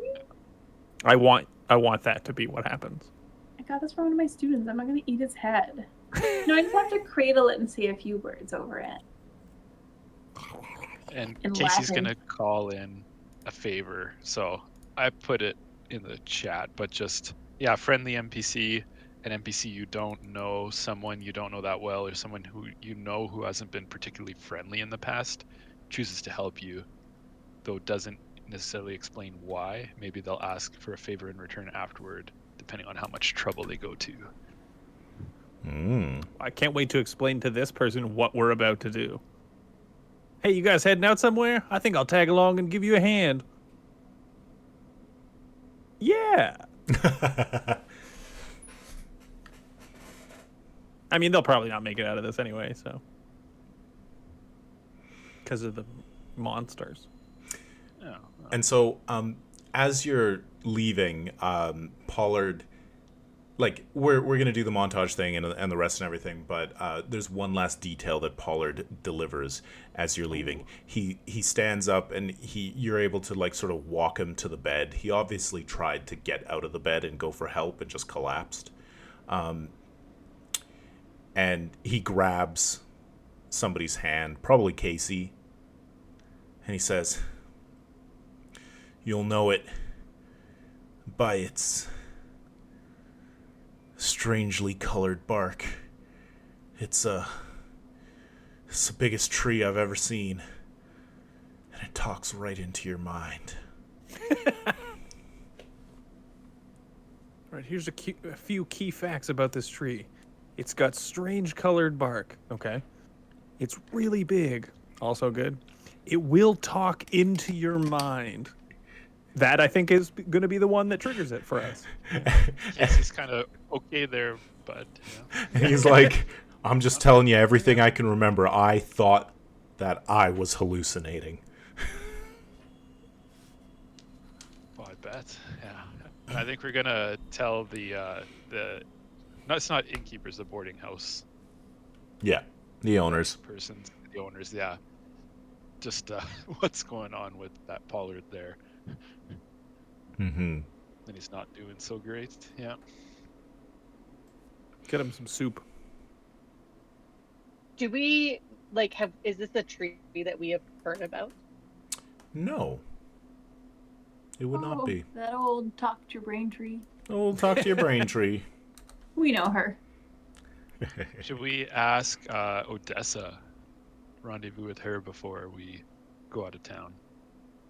I think it'd be good to check in with her and tell her what's happening, because if I'm leaving with you guys, then she's the last line of defense if we don't do so good. Yep. It's just a haunted tree that talks to your mind. It's fine. As far as things go, that's real low on the totem pole. Sounds good. Is there a list for moderately priced items? Because I realized that for some reason I have a bonus for a moderately priced item. Yeah, so we didn't do equipment. You can just, they're just slots, and that when you find a thing that you need, you just be like, I'm going to use up my I would moderately just say priced item. whatever is useful for our expedition here. Yeah. I would have. Well, you can say it when we're in the forest and you're like, "Oh yeah, Okay, I sweet. have Yeah, a flamethrower." because it's a one-shot. Napalm. Yeah. Not a big deal. Can I have an A10 warthog? All right. All right, should we go into the woods? He didn't say no. That's a musical though, so we gotta sing. Yeah. Very good. I know. I can A10 get warthog one. is a musical? Into the woods. Oh. I mean, to some people it's a musical. Yeah. I mean, it makes a cool sound, but If you're really, really American, yeah, maybe. if you're American, it's the best musical you ever heard. Just a heads up, I am a real fancy woodsman boy, and I have wilderness explorer. While taking any action, including fighting, in the natural world, you ignore any penalties due to natural causes such as tall grass, thick brush, rugged terrain, weather, and so on. Okay. And also, I can currently see in the dark. So I'll Yeah, scout. you got your hound eyes. Yeah. So I can't see, and you can. Perfect. Oh, you guys should hold hands. Is the light fading? I'm not holding his hand, by the way. Yeah. So as the light is fading, when Chance turns to you guys, he gets that glint that Ooh. cats have. Ooh. Your shifter. Yeah. Kill 'em. All right. And so as you head south out of town towards Jimmy's Hell, you get to the old Stedler barn, which is falling down and is hit into the trees, where the entire hell is like this impenetrable wall of layered upon trees and underbrush. This barn has collapsed and created a break in the tree line, and you can walk through the broken barn, and there's a path on the other side that leads That is cool into as the hell. woods. I don't That like is that. so cool. No, it's bad. When spooky trees that talk to you bad. want you to come to them, it's the worst. But they made a cute door. Yeah, so that we go in. No one has said going in is great. Does it do that cool film effect where like the camera stays stationary but the pan goes? Yeah, Ooh, it makes it it's a look dolly like it's zoom? longer. Yeah, Yeah, exactly. that like crazy horror movie. The Headless sure that Horseman happened is in- riding. Yeah. A gust of wind comes out as we look. Yeah, oh, Yeah, no, absolutely. it's Fangorn Forest. Yeah. Yeah. As you all stand in front of the fallen down barn, it definitely does the dolly zoom ahead. And who steps forward first? Not bored. I think that our teacher Molly should like get out a rope and make us all hold on to it like we're at school so we don't get separated. I will. I am not a I don't child, mind that. and I will proceed forward. Would I just tie it to your waist? Do you Get pull away out from your me. double guns? Give them a spin? I've only ever needed one. Oh, give it a spin. Okay. Onwards I go.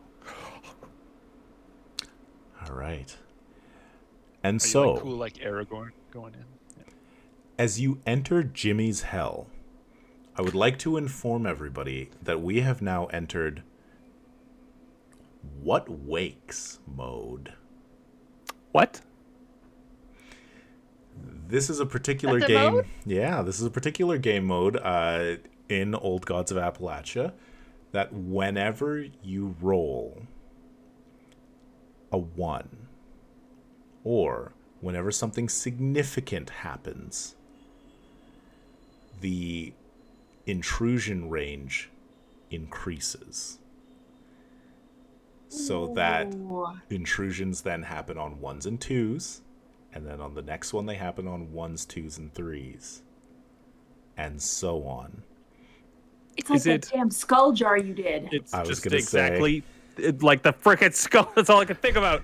When we did our Gothic Horror Cypher one-shot on MDA a while back, I put a skull in a jar every time it increased, and we got up to 10. It sucked. And it was Awful. 50-50 for... It was so bad. And you, as you step into Jimmy's Hell, there is a noticeable, palpable change to the air. It's heavier here. It's floral. It's growing. There is an undercurrent of loam and earthiness just intermixed with that cloying sort of flowery smell. Sounds are muted, and your footsteps sound hollow on the ground.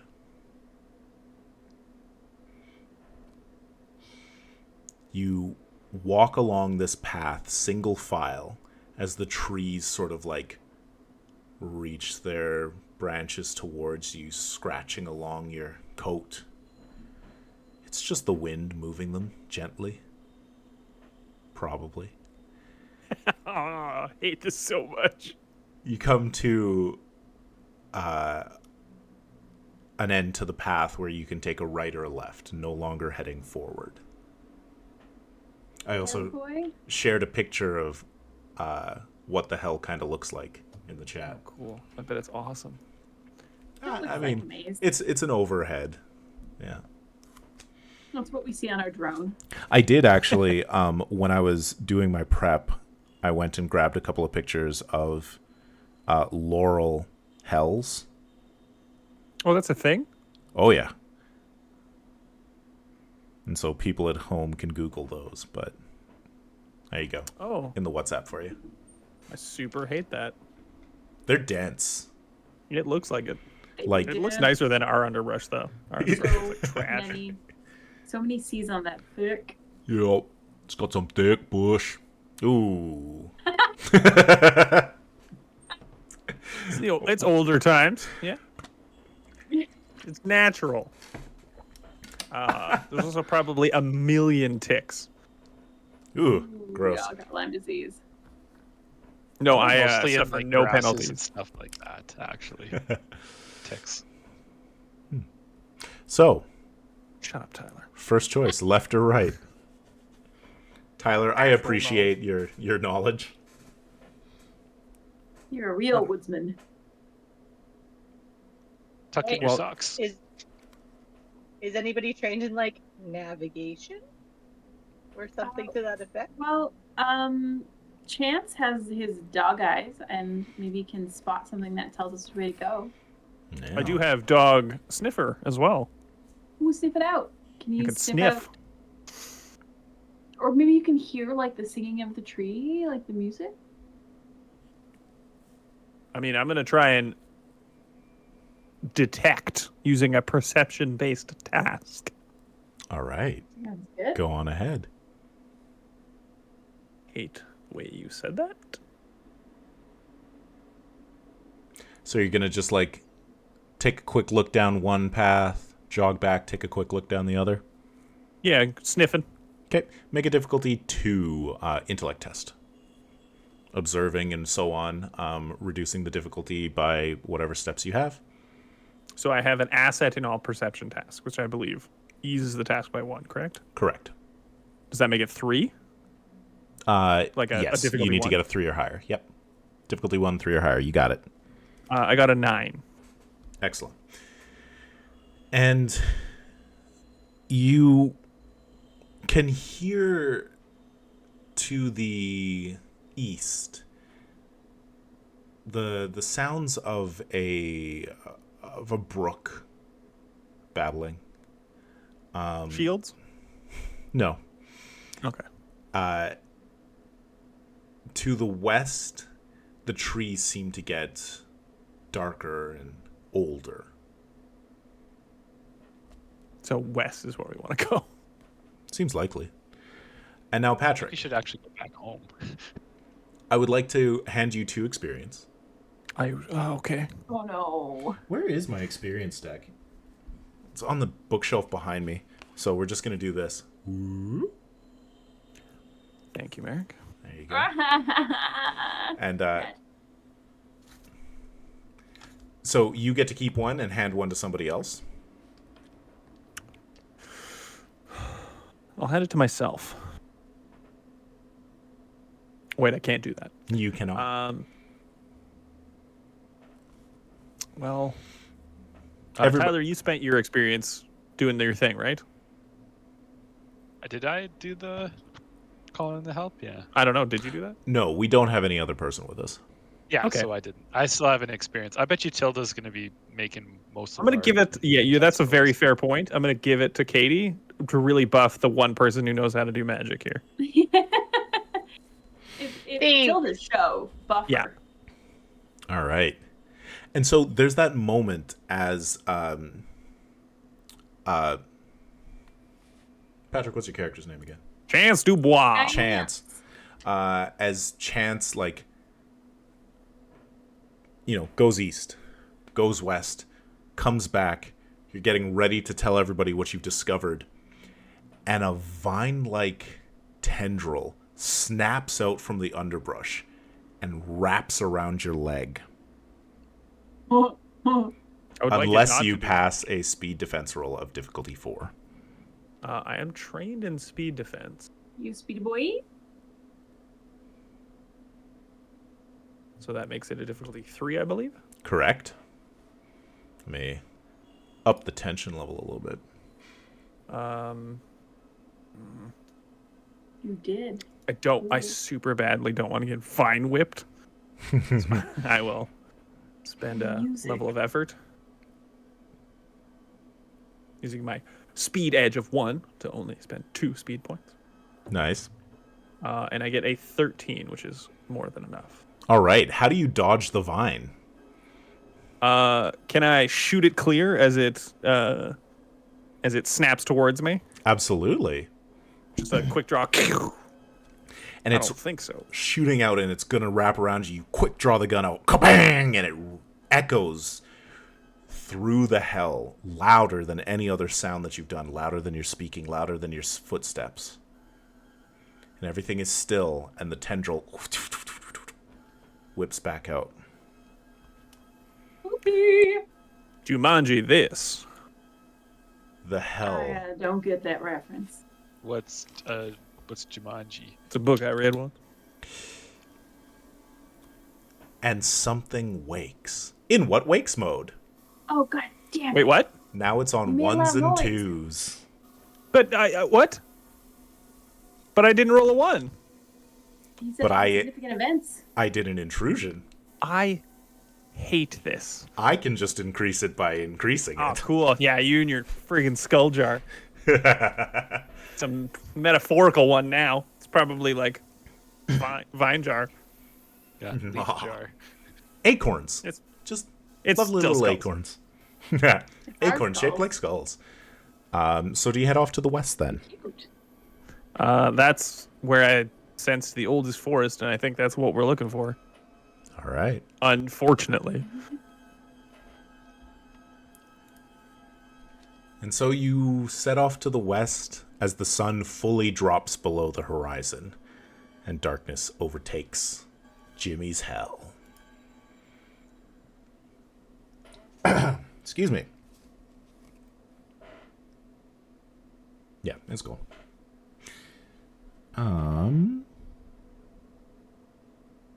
It's a long walk before anything is different. You walk for probably 20, 30 minutes. The trees, 3 days. the trees getting darker and older. You see little bits of movement in the brush. Just small animals scurrying. The occasional bird sitting on a branch, watching you pass. I hate that. Anything that you say to each other or do? No. I feel like it's Um, real quiet. Molly is very tense and she has her sledgehammer out. Ready. All right.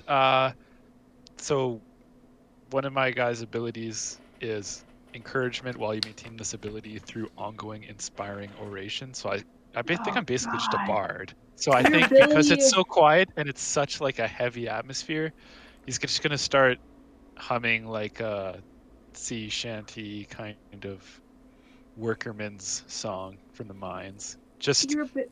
to kind of cut the tension a little bit. And it's going to give everybody a defense task easement. For any specific defenses or all defenses?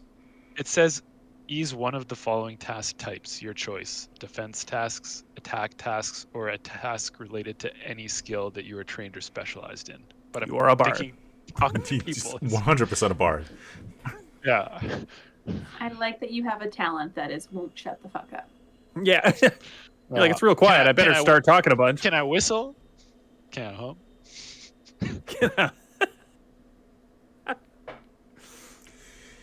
All right. You continue around to the west, and eventually the path curves to the south. Another 20 or 30 minutes pass following this path, and you're certain you're going south, but there's no real way to tell. The trees all look the same. The path looks the same behind you and in front.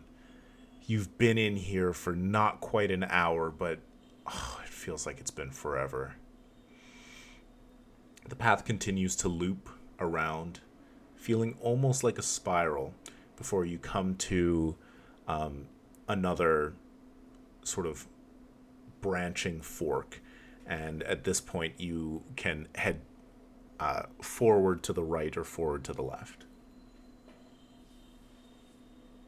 I suppose I'll go scout and see what might bring us fortune or folly from each of those paths. Use your sniffer. Mm-hmm. All right, you're our Gandalf. Do you scout to the left or the right first? I'll go left first. Okay. I have no memory of this place. When in doubt, follow your nose. This is a difficulty 2. Was that eased by my sniffer? Yes. Well, it'll go down to a difficulty 1 then. Beautiful. An 8, which is the number plus a bunch of numbers. Okay. And so down the left path, you don't notice anything of any particular difference to the path that you have followed so far. No dangers. No evidence that you are heading towards a big tree or anything. Okay.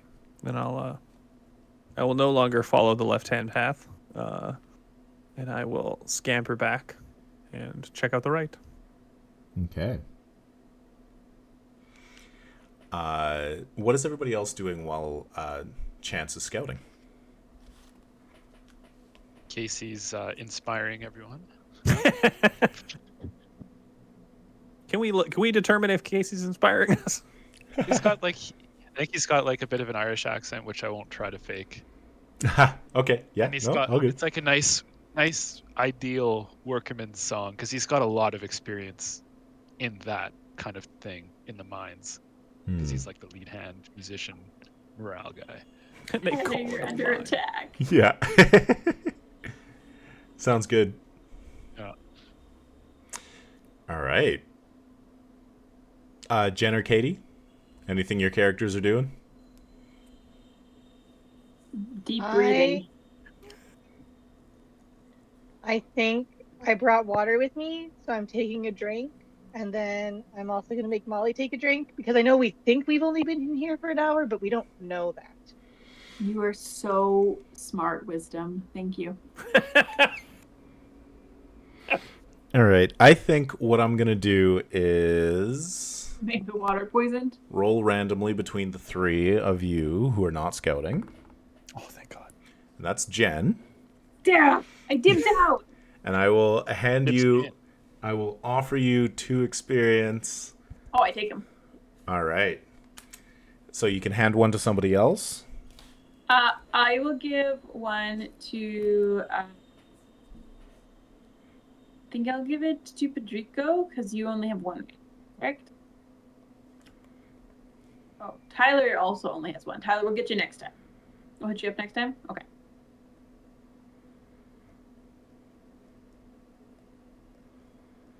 I'm just gonna be singing in the background anyways. Full on banjo out, your He harmonica. brought his. It's gonna be like a honky tonk showdown. Do you have like the back drum that you're stomping? Oh yeah. So the one that I was going to use is a little bit similar to what I already used on Jen. It's a smell thing. So I skipped down to one that's a group intrusion. So everybody gets 1 experience instead of just the 1-on-1. Oh, you too. And you too. Me And as well, or you. Yep. Yes, everyone. You as well. perfect? Oh, right. You're not with the group. Sorry. And night has fallen. But have you ever felt a night this dark and heavy? No. The stars above twinkle. And the trees are waving back and forth. And you're just so tired. So tired. The ground is very comfortable. You could sleep for just 10 minutes. Feel refreshed. Be able to get back at this night. And you can choose. Do you take a little nap? Or do you push through? I have a question. Yes. Is whatever this is caused by a natural poison from either a plant or a living creature or a natural disease? No. Okay. I am immune to all of those things. Excellent. And I guess charms deal more with like people trying to charm you, right? Yeah. That's not like magic. Molly is not Jen and does not just lay down in a forest and take a 10-minute nap. I'm also not going to nap because it is bright as daylight. All right. No napping. Case? Yeah, I'm not gonna nap either because he's the night shift lead. He's like, I can power through this. And that means you all take 3 intellect damage.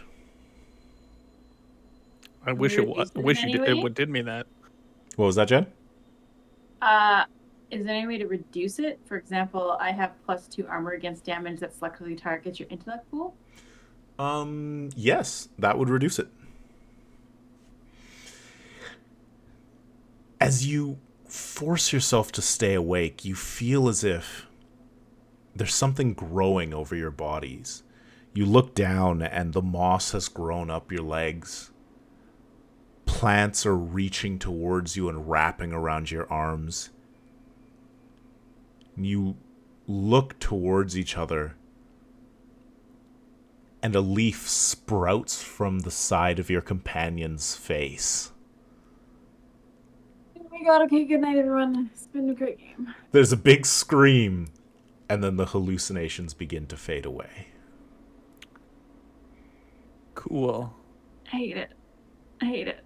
Oh, my face. Oh. Oh. You open your mouth, leaves fall out. If that happened right now, That's like what's that movie, Annihilation? Yeah. well, So- if that happened right now, then everyone would watch this stream. The pod.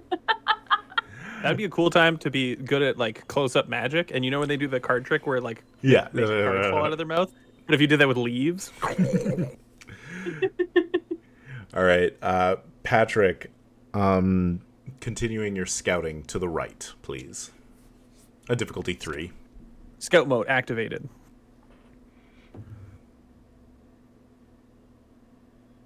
Which you reduce That to a is- 2. Which is a 16. As you're moving forward carefully and stealthily, you hear a noise that puts your teeth on edge. It's a snort It's a hog. and some snuffling. Do you drop down and like stay quiet? Or do you Yeah. investigate or do you go away? I don't see it though, do I? Not yet, no. Well, I am brash. I'm gonna go see if I can find a piggy. Yoink. All right, make a stealth test. Make a speed roll. Okay. Difficulty. You don't know. Oh, cool.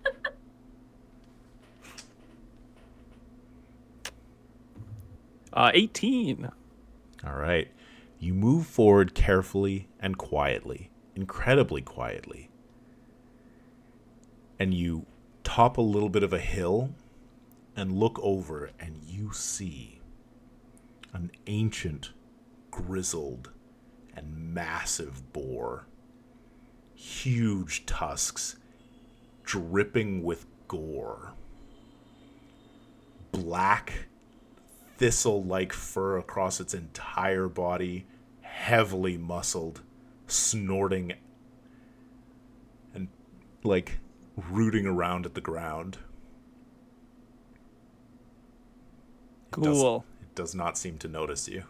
I found a dire boar. I will try and extricate myself from that particular circumstance. Right-hand path? Old boar. So I come back and I go, it's the left, actually. The left path. All right. Right is awful. We don't want to go there. I'll trust you on that one. Yeah. Turns out, I think I found that missing hog that they were. Oh, actually, no, that hog came back, didn't it? It sure did. Oh yeah, it did. Yeah. But So how this is long a did it stay? An Is that unrelated Jimmy? hog. Perhaps it gave birth to a litter of nightmares. I found one of them. So don't go that way. We shall not go that way. All right. And so you take the left path. You travel again, another 20, 30 minutes, till you eventually come to a clearing.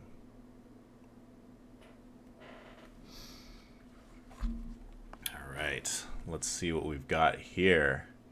Hearings No. are always good, so. Oh, yes. Getting your voice on. Positively. Let's see where it is.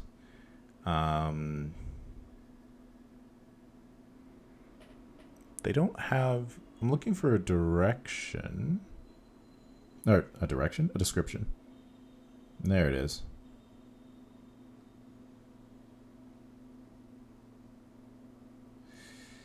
Okay. She towers over the laurel hell. Yet she can't be seen until you're standing beneath her wide-spreading branches. To some, she looks like an ash tree. To others, a red oak. To a certain few, a yellow poplar. But to most, she looks like some unknown combination of all of these, or none of them. Her leaves shift inside the wind, her bark undulates and peels and begins anew. It's hard to look at her, yet harder to look away. She speaks, and it's with the voice of your grandmother's grandmother's grandmother. And it's tired with the weight and worry of the world. Who are you?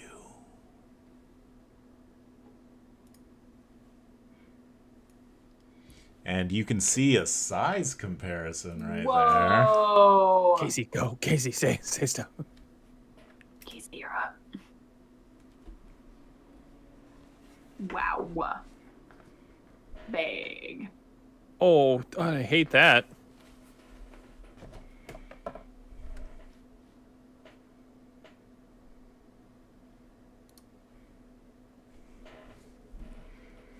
All right, make a good tree fort.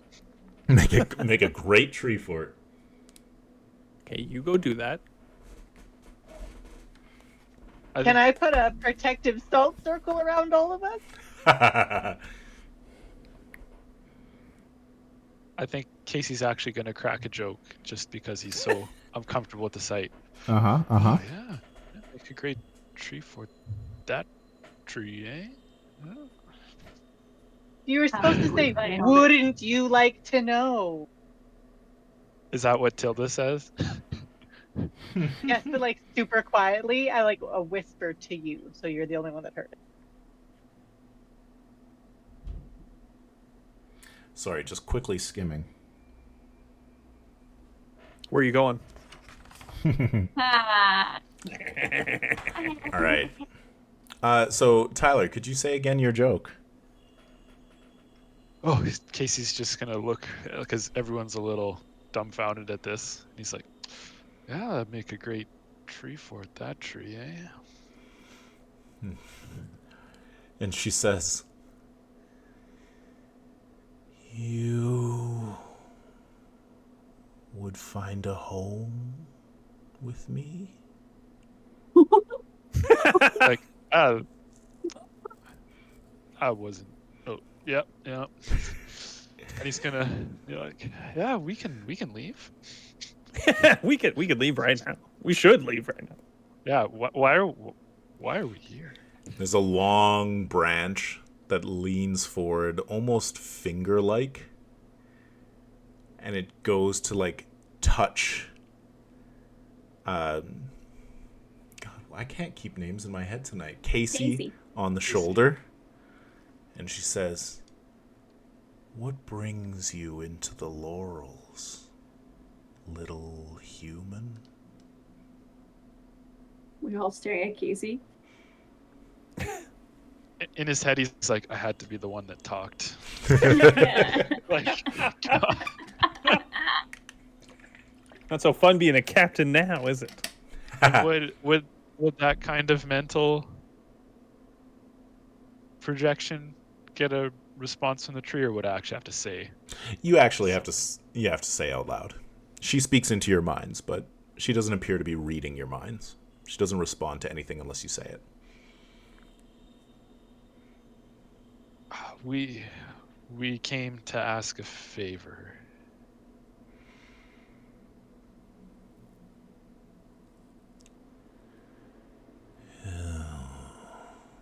I have some power, but why would I share it with you? Well, it's not sharing. It's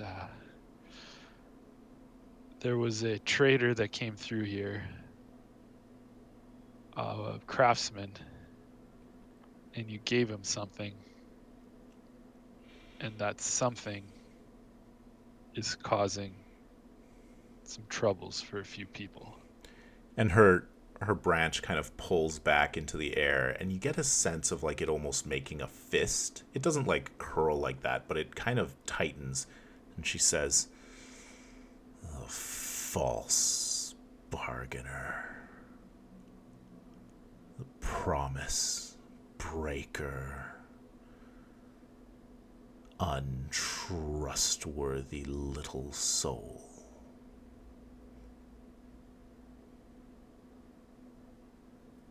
Yeah. And thinking, is it okay? I guess this is the craftsman she's talking about, or Casey. You get Yeah. the sense that it's the craftsman she's talking about. Okay. Yeah. She kills you instantly. Snap! She just hates you. Just karate chop you. And we'll say he's not the one we're bargaining for. It's all the others that have been affected. My town. But if I may ask, why was he a sneaky snake?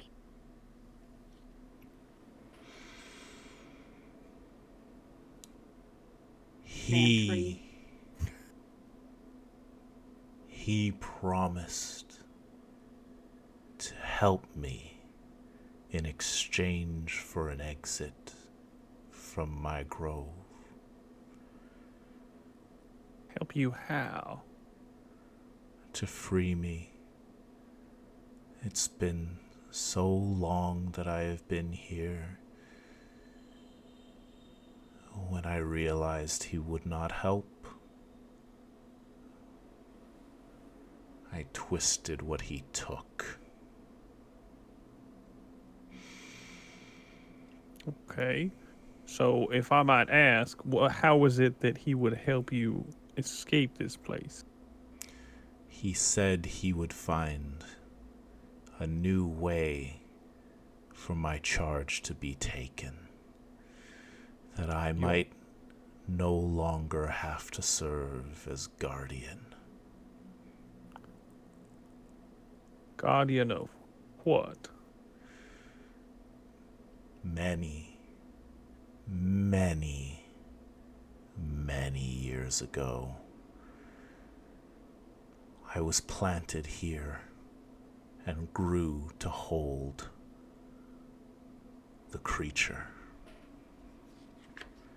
My roots twined down below, wrapping the cindering, holding it in place. But I have served for so long. I wish to rest.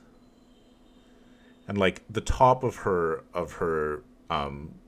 like canopy moves just a little bit, and there's like this wistful tone, and she says, I remember. So long ago I was a little thing, crawling in the mud, alone but warm. I was taken and shaped and planted so that I could become this form. I wish to walk again, but I cannot abandon this duty.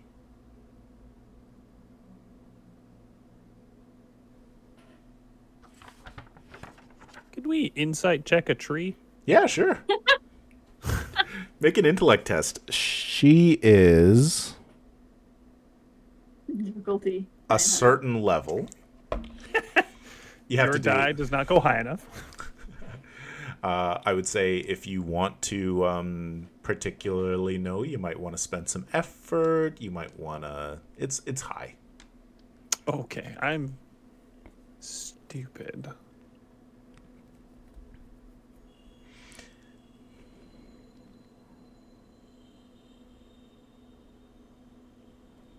I was waiting for the stupid good at, and it never came. No, I'm stupid. The Just end. end sentence, period. Full stop. Oh, yeah. I was gonna say I could give friendly advice, I guess, but I don't think it makes a role-playing sense because everything we say out loud is kind of. Hey, this is how to talk to trees and know Yeah. if they're lying. Yeah, exactly. Yeah, for sure. I don't think I could give friendly advice. Yeah. I don't think so. I mean, I can only ease it by 1 if I spend 3. Do it. Nothing's gonna attack your mind anymore. You'll be fine. You're right. Thanks, Jen. I will do that. Foolishly. You still have experience if you need to reroll. That's true. Do have 2 XP. Natural 20. Come on, baby. Come on, natural 20. I'm gonna reroll. Okay. Oh, hey, you did another intrusion. Does that mean the fail range is now 3, 2, 1? It sure is. Jen, Do you?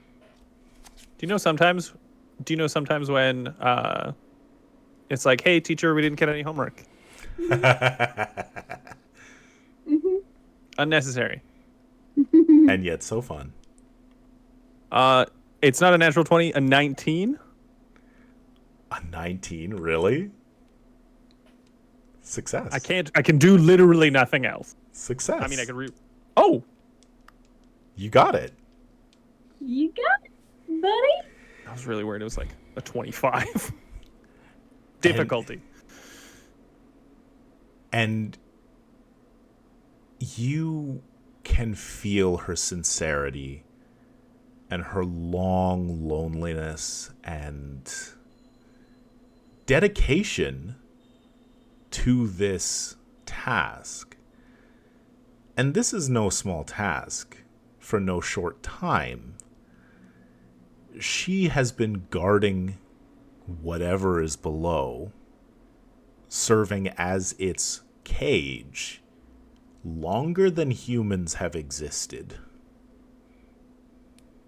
Cool. So not something we can just kill with a hammer. Okay, cool. So all we have to do is just find another deity to guard this demon creature.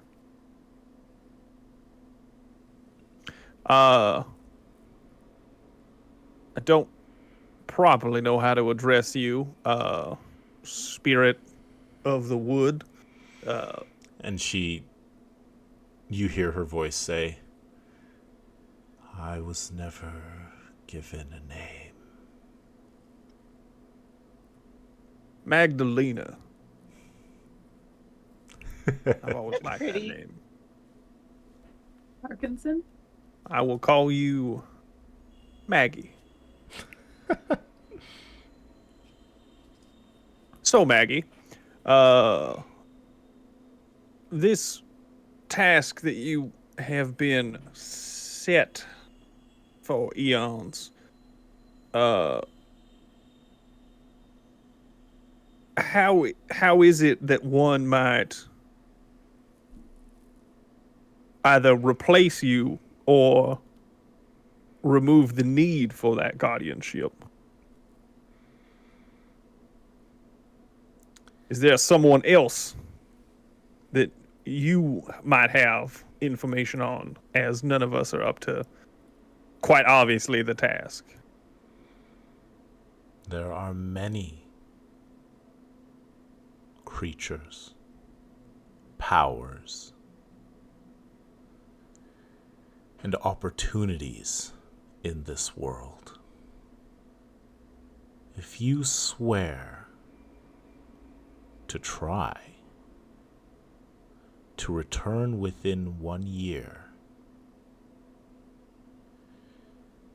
then I will remove my touch upon your little village and give you the means to leave the laurels as well.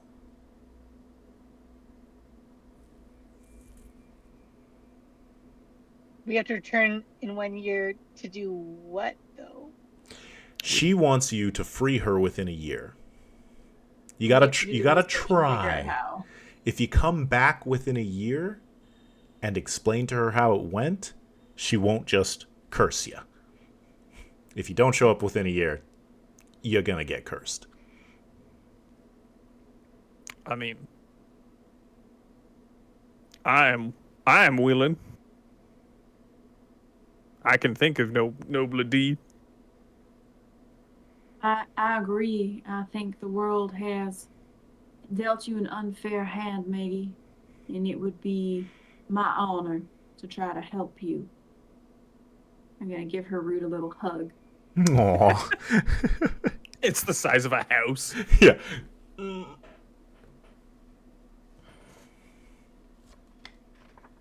How did Tilda and Casey feel about this? Well, I think Casey's gonna ask, what is it that you're keeping captive? What is it? A middle thing of some great power. A creature of destruction and hunger. It strains against my roots every moment of every day. Oh, Oh, Maggie. Tilda's gonna go up to her and like, I don't know. I'm sure there's like a sagey sign of respect. I don't know what it would be. licking. I'm gonna make something up. I'm not licking the tree.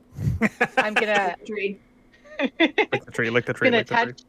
touch my hand to my heart and then touch it to like her trunk as like a sign of respect. Sure. Nice. Can you tell us who we're looking for? Who can take your place? Gives a few leads. I have never left this spot. I leave it to your creativity, to your spirit to find a solution.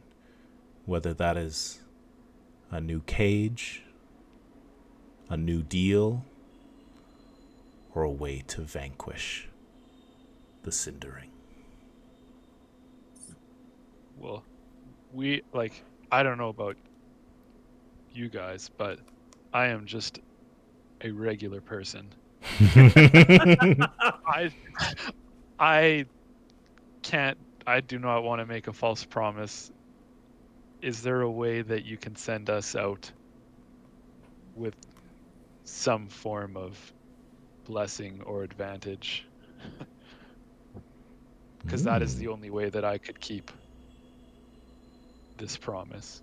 And I get That's some smart. magic powers. You're so Yeah, smart. get some magic. Get some magic tree powers. Her branch comes down, the one that tapped you, and she says, "Put out your hand." And any of you can do this. Without fail. Money, please. Yeah. Yeah. Money, please!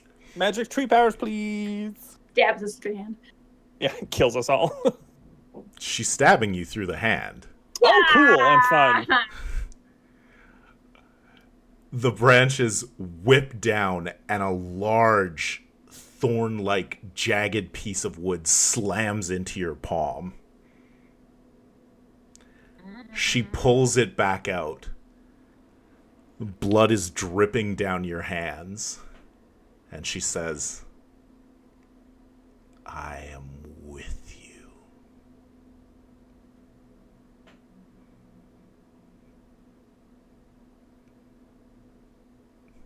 Yeah. So no downsides to this. That's great. Yeah.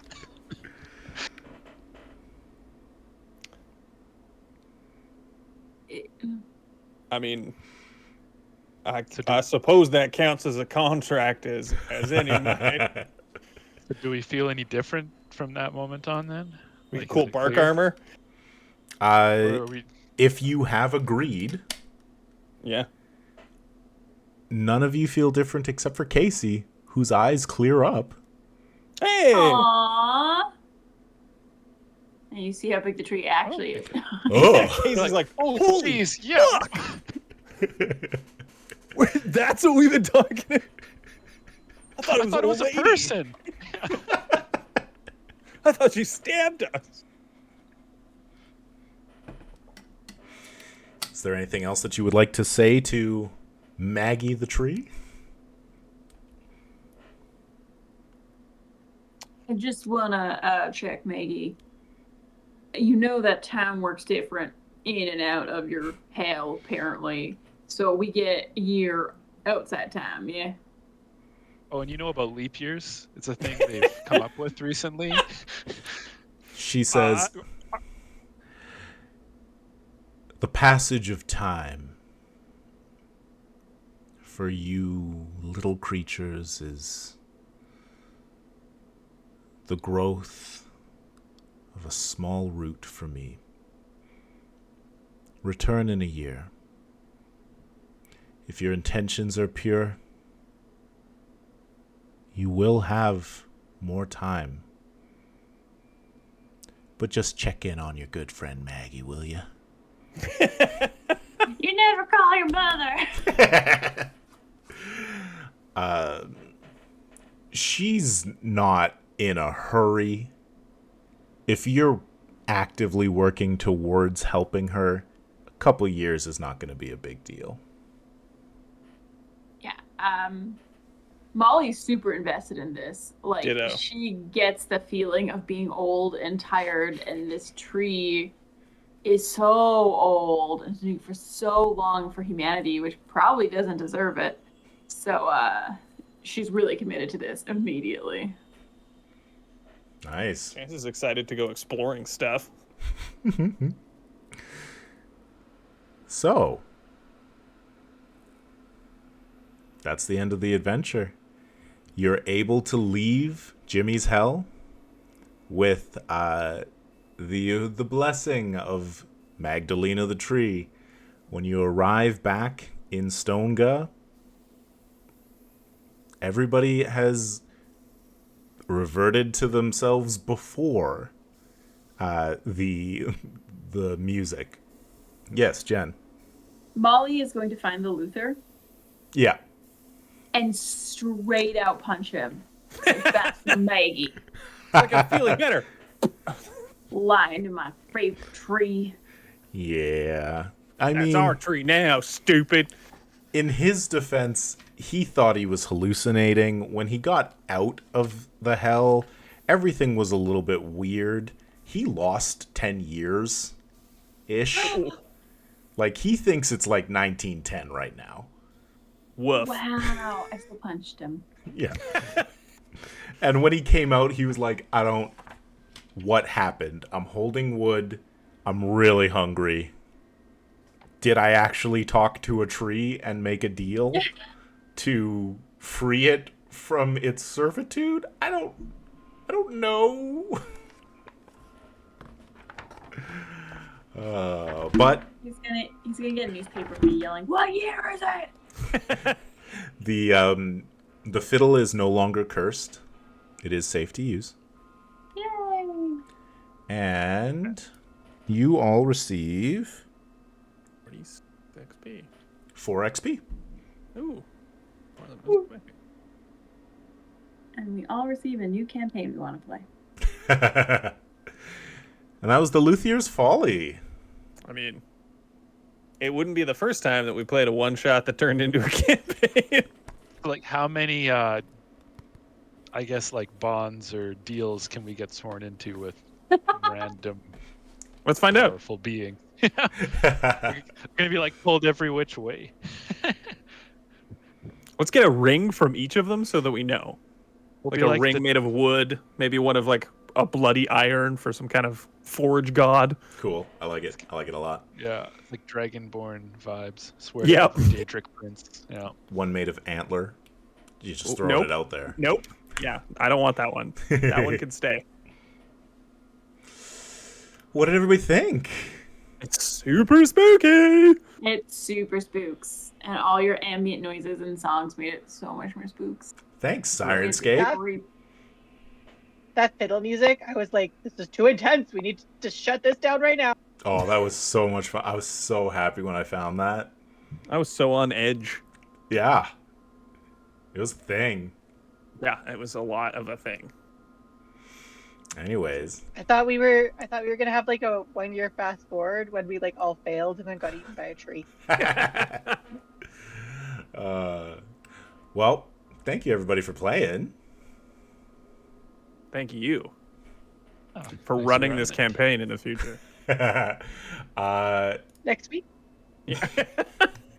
Folks hanging out, thank you for showing up. Thanks for chatting and enjoying the game. People watching this afterwards on YouTube, happy Halloween. Hope you enjoyed our Halloween double feature, as well as our total of 3 Halloween one shots this year. Super cool. Big Boss Hard Fact says good show. It was super cool. Monte Cook Games, thank you for making this game, and Old Gods of Appalachia podcast. You made something really cool. Everybody should go and listen to that. It's amazing.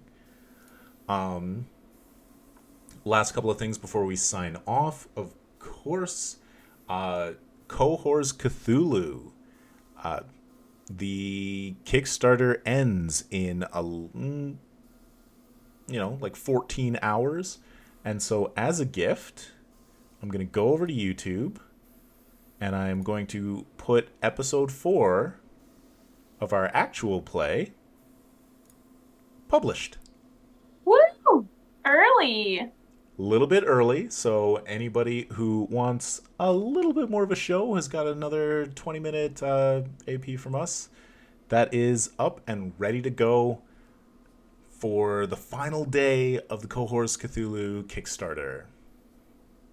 And, if you're watching this on Halloween and you want to learn more about Cohors Cthulhu, go check out Falcones Fortunae. It's designed like our Falcons of Fortune actual play from earlier in the year. So it teaches you how to play the game as you go with like pop-ups and rules explanations and so on. It's an edited down actual play, so each episode is about 20 to 30 minutes long. Yeah. So that is it. What was that? Nothing. I just thought of something funny. Do you want to share it with the class? Ms. Patrick can still use his sign off. Yeah, it still fits. All right. Well, I guess on that note, We'll see you in hell. oh.